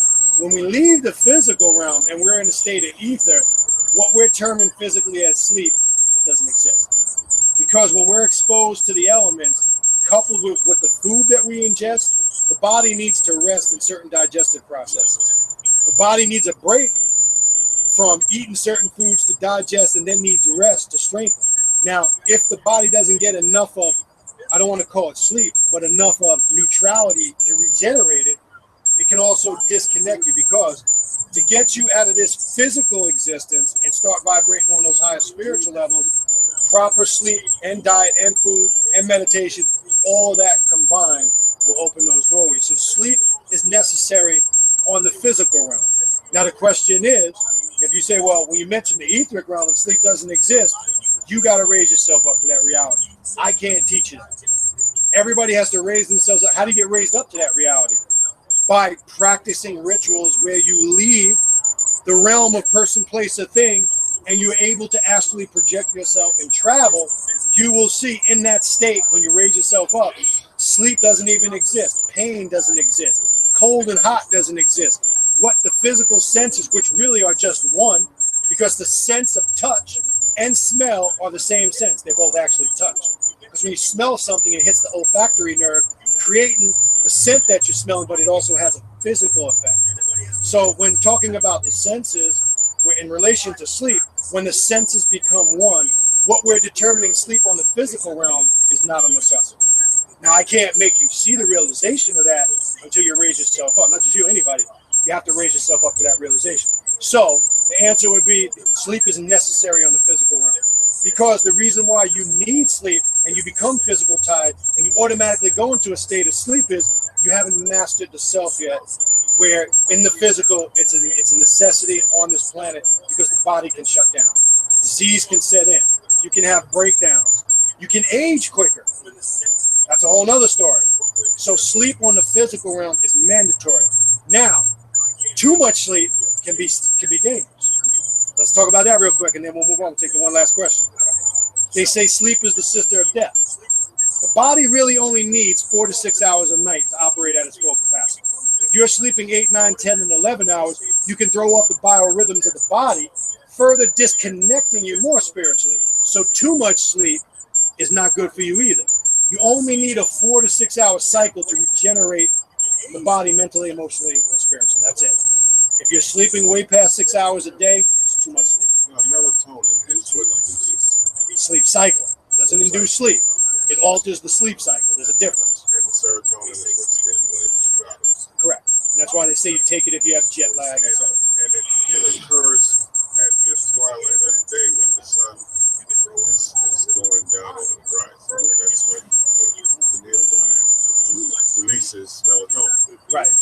Is there a cause and effect reason for that? Yes, that because it happens at that time of space. It doesn't just happen at that time of space. Why I'm saying that. A lot of people will take melatonin supplements when they take long flights and change time zones. The body is programmed to a certain time cycle because that wouldn't apply for somebody that goes into a different daylight savings time. You're programmed to think when the sun goes down because they've conditioned you mentally to think it's nighttime, it's time to go to bed. But we know there is no nighttime. We know the Earth is rotating on its axis. We're in a shadow state now where the Earth is revolving, and we're on our planet is now rotated where the sun is being blocked. The sun, we know, doesn't rise. It never disappears.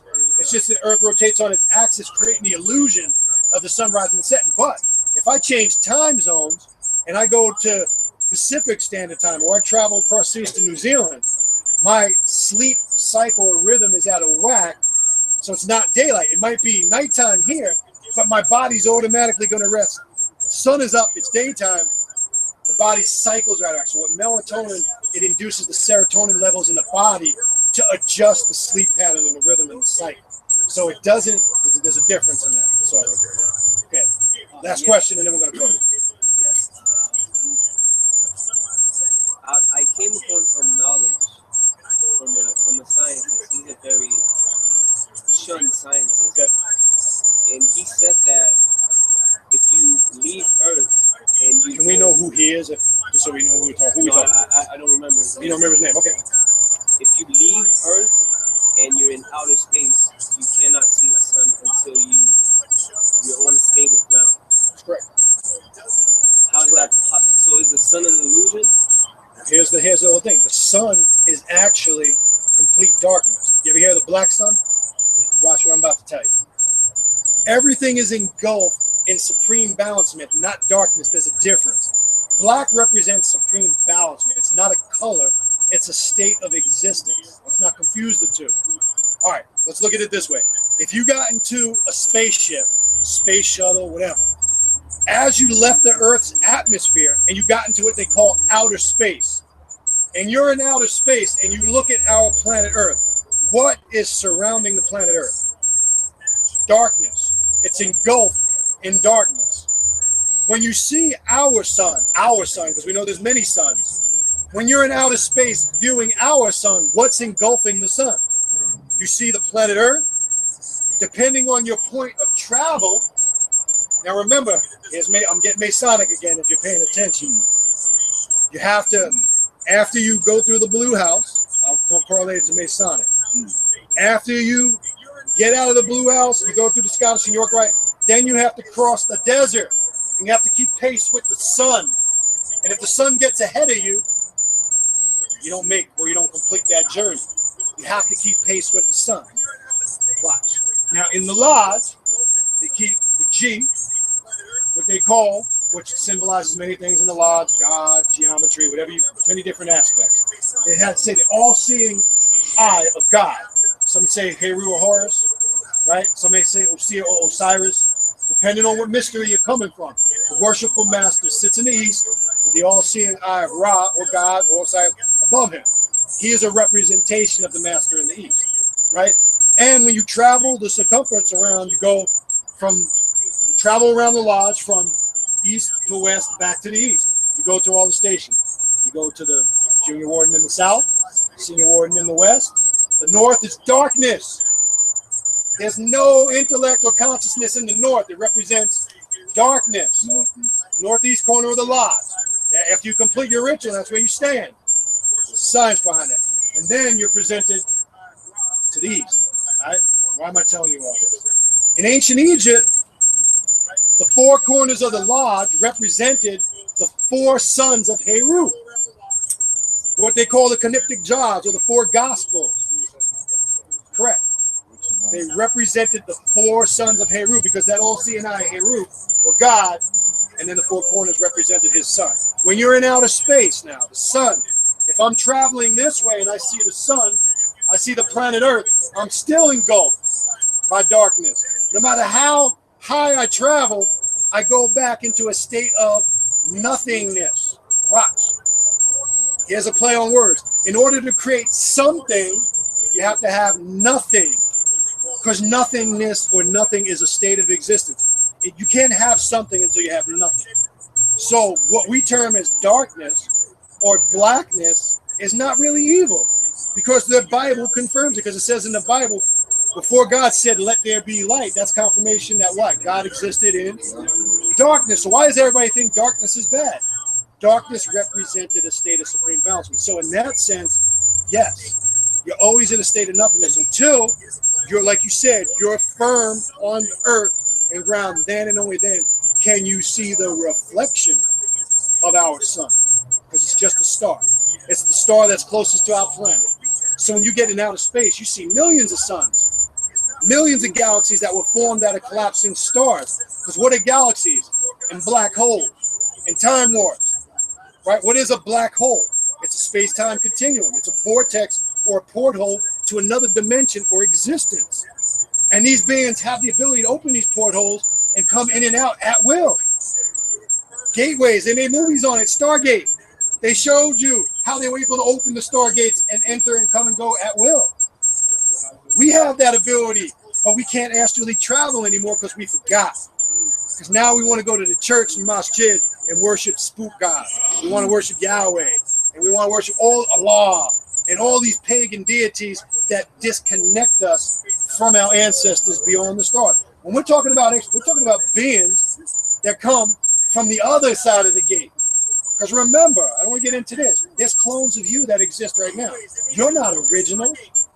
Because you right now, there's 8 of you. I don't want to get into that right now.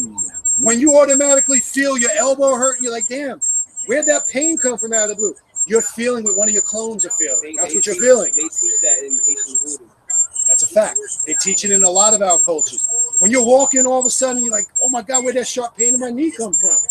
The clone that you genetically came out of that's closest to you, if they're suffering, you're suffering. You got to research clariton. That's going on the other side of the sun. That's a whole other thing. And they have a thing that can clear you up. A medicine called what? Claritin. I'm telling you, this devil is, they're not stupid. They know what they're doing. Okay? So when looking at it in that perspective, yeah, I mean, this goes beyond realms. We could be having these discussions till next week. We could stand here right now and not leave until next week and still wouldn't have covered but that much of the information. That's how powerful, that's the day and time we're in. And this is going to continue. All right, having said that, it's getting late. Yes, our brother Yehuda got an announcement. Say it again? Correct. Today we was talking about the principle of Tehuti. And we have a brother that made an ascension. His name is Tehuti. Good brother. He's a good brother. He's a teacher, one of my teachers. Really good brother. Just make the ascension. So would like Priest Etero just do a little prayer for him, and then we can close out. What I would like to do after that prayer for him, even more powerful, if everybody's got 2 minutes, I want everybody to link up pinkies in a circle. And I'll show you why, but go ahead.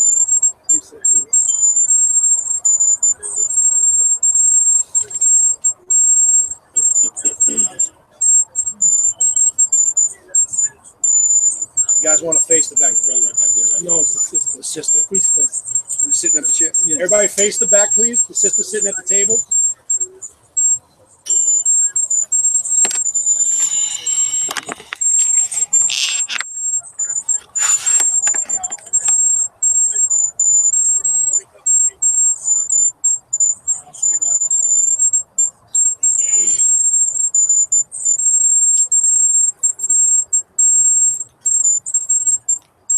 What we can do is let's cut this off.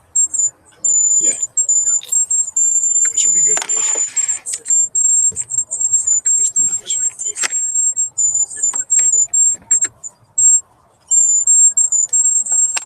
That's good. Let's wait for that.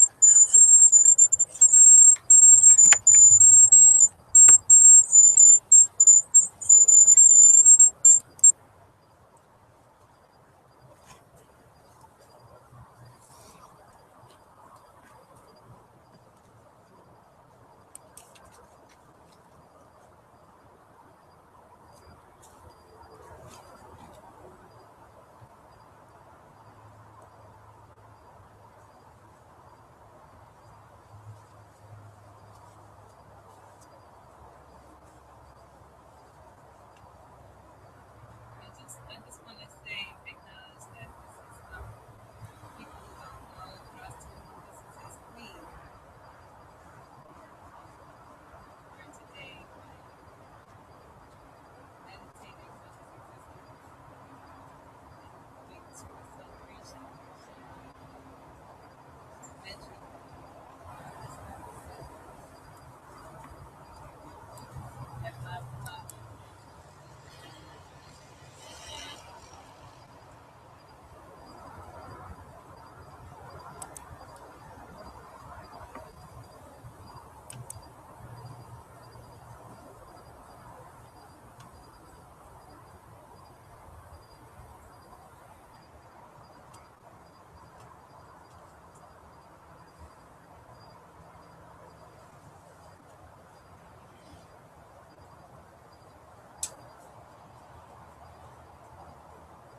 See the picture.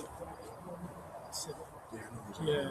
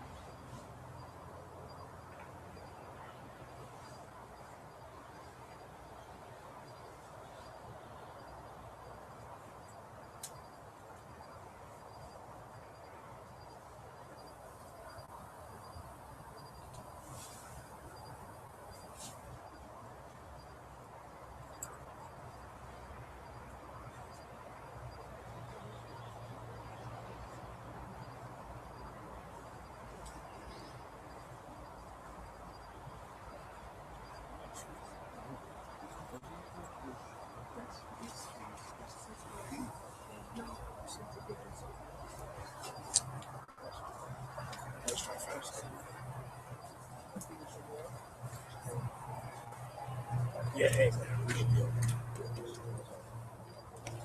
Yeah.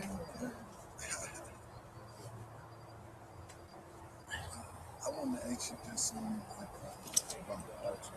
Is there a specific kind of Email me. Okay, I gotta get your card. Yeah. Because I wanted to set up my own little, you know, instead of going.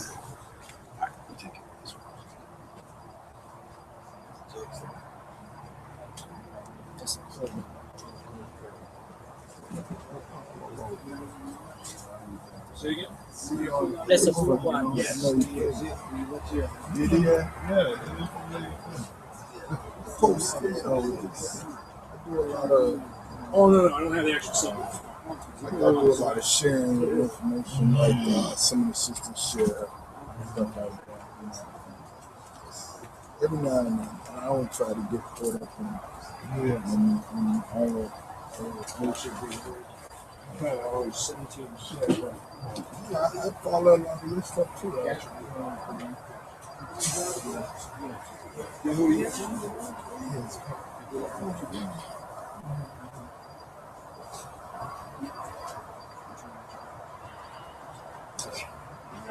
A lot of these bits. Yeah. Yes. That's a Dunkin' Donuts. Yes. If you want a link to the radio show, just email me. There, we will take calls. No, I appreciate it, man. I like what you have at the end. Yes, sir.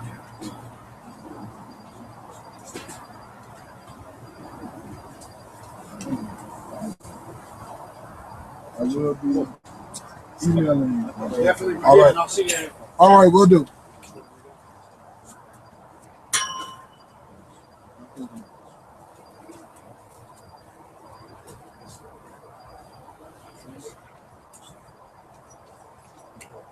This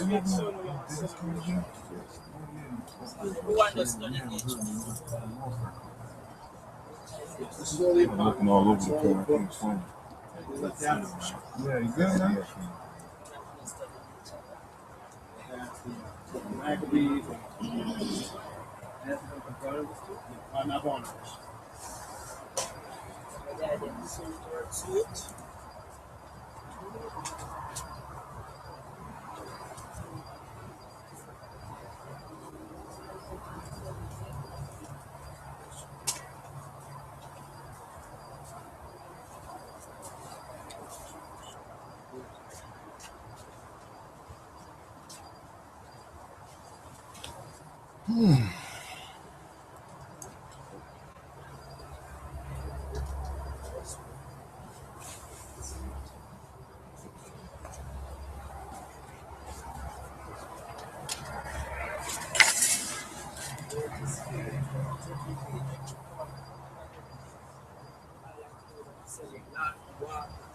It's the media.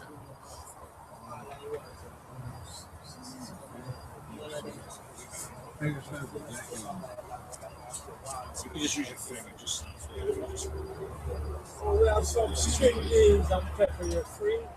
Take a class.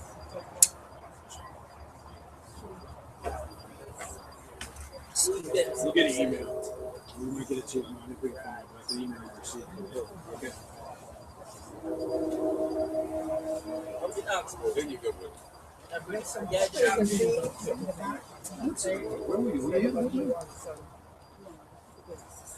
So you still give it? It's a kiss on the table.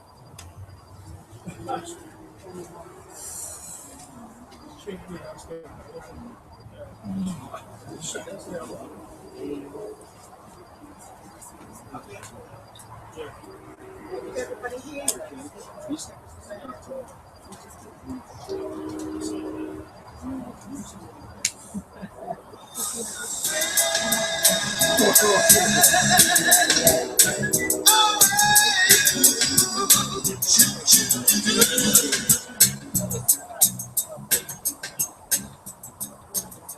Yeah. No, definitely, yeah.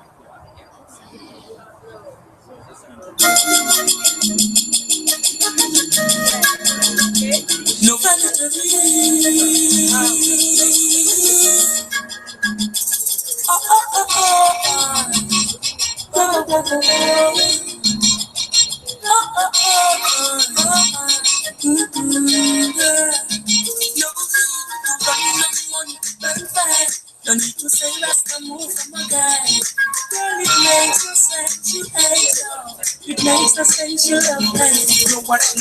All the time.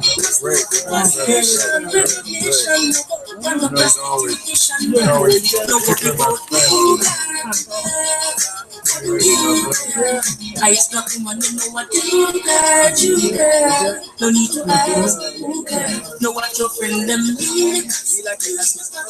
No the things that you turn. Cause I took as a truth. I know the devil's so big. Fret not thyself, my young friend. Begin oh, I call you trust more than the soul. So we don't bring back the childless. Oh, war of their soul. Black woman, the fights of life, nothing less. You're more than the soul. No worry about I is black woman, you know what you care. No need to ask, who care? Know what your friend them need. No, the things that they turn. Cause I up as a truth. Sit your bitter. I love the devil so bigger. Like a rock, stay strong. Please, no. Have a firm meditation. If I have burn, don't keep up the line. Yeah. No bother fight up no Christmas listing. You know that no Christmas wish. No try to end good relationship, just the Christmas Eve. I say I never make your Christmas cry for me. For the new year. I it's not woman, you know what you you ask the question about no need to ask. everyone Know have what to your friend did. I ask the question about everyone have to No, Yeah. just like a Let me tell you something. Your spirit, allow the devil to you have a inner man. Man and of God. Nature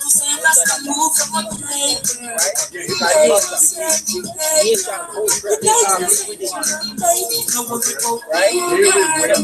Just your night, when you rest, when you take a rest, you know what? No need to ask. No watch not a shot.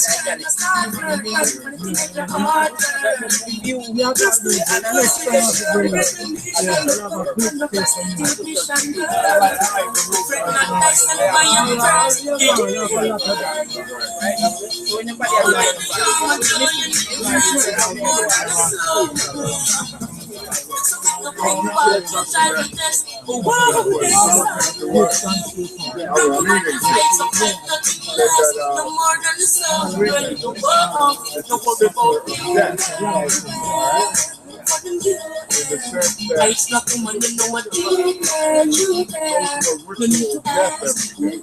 Know what your friend No, the next the dawn of this body. I'm like, So I thought to the spirit. Registered in dreams, you have to be registered that when you dead, some dreams are so vivid, you wake yourself up and go, oh, I want to be here. Too much stuff going on here. And you wake yourself up and you come back to the body, and the body animates and wakes up. So you experience this.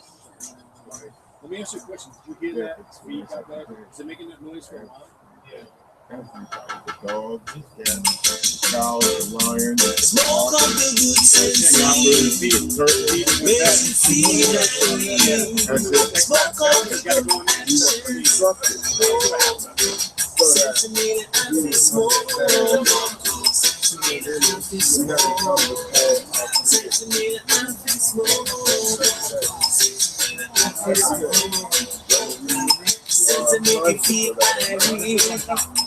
Like the music,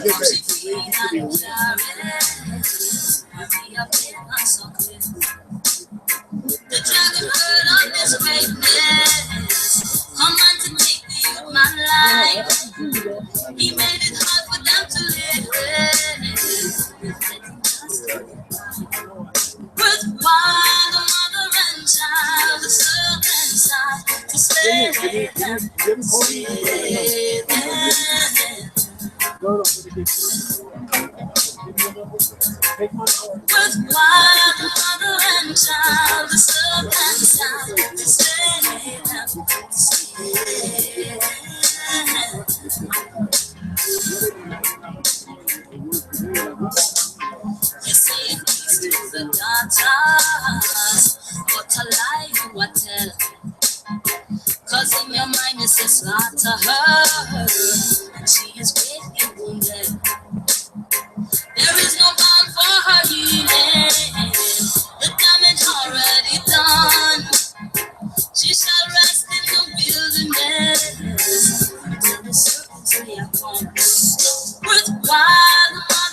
child, serve and sound, slay them, slay them.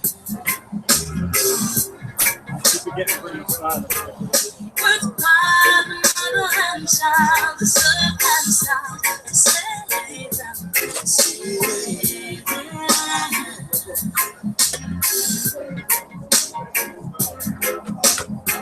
The serpent fell upon the earth, twisted the woman that brought forth. With the God of iron, the beast was determined to fight down my mind. Open up and help her. With father, mother, and child,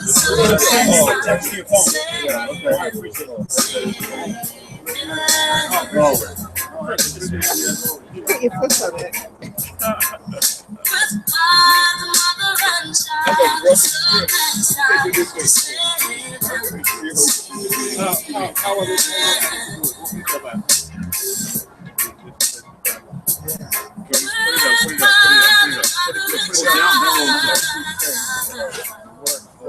Yes, thank you. Yeah. Yeah, I didn't know how to apply.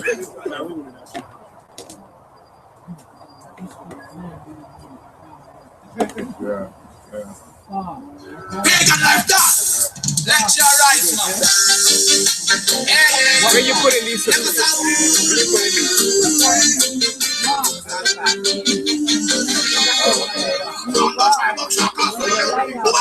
Yeah. Tell it to the people, Rasta, tell it to the world. Where you putting it? Come to this. Shut it down, some religion, I oppose the life of the art of Vatican and murder Babylon. The only day I feel wrong, too strong. Pagan them can't hold me down. Every day we keep rising like the sun. I will survive. Longest life, never will survive. Burn away all this pain, I will survive. As long as life, never will survive. My poor people say, never ever, no, me I can never ever, no, never righteous, bold one of them. What's a look? Why them a push?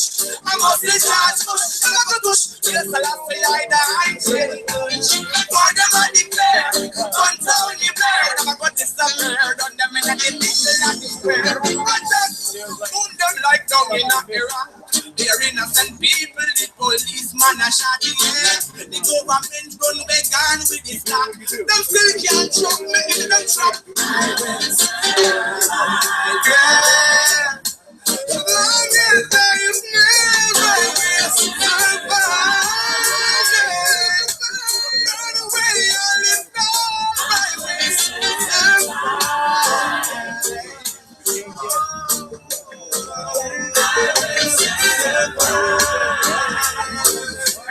One people hold on. Never ever, no, Emperor Selassie, man,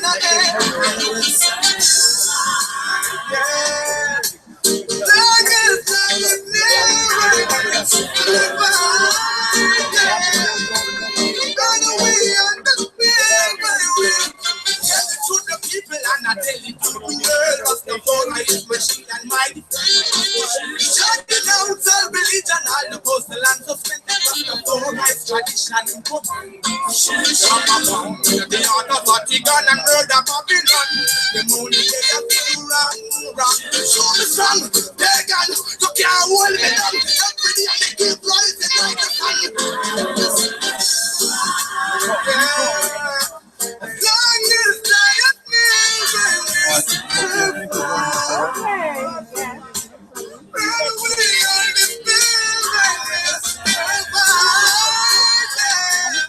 Okay. Yeah, I'm gonna take it down. Okay, then I can just move it.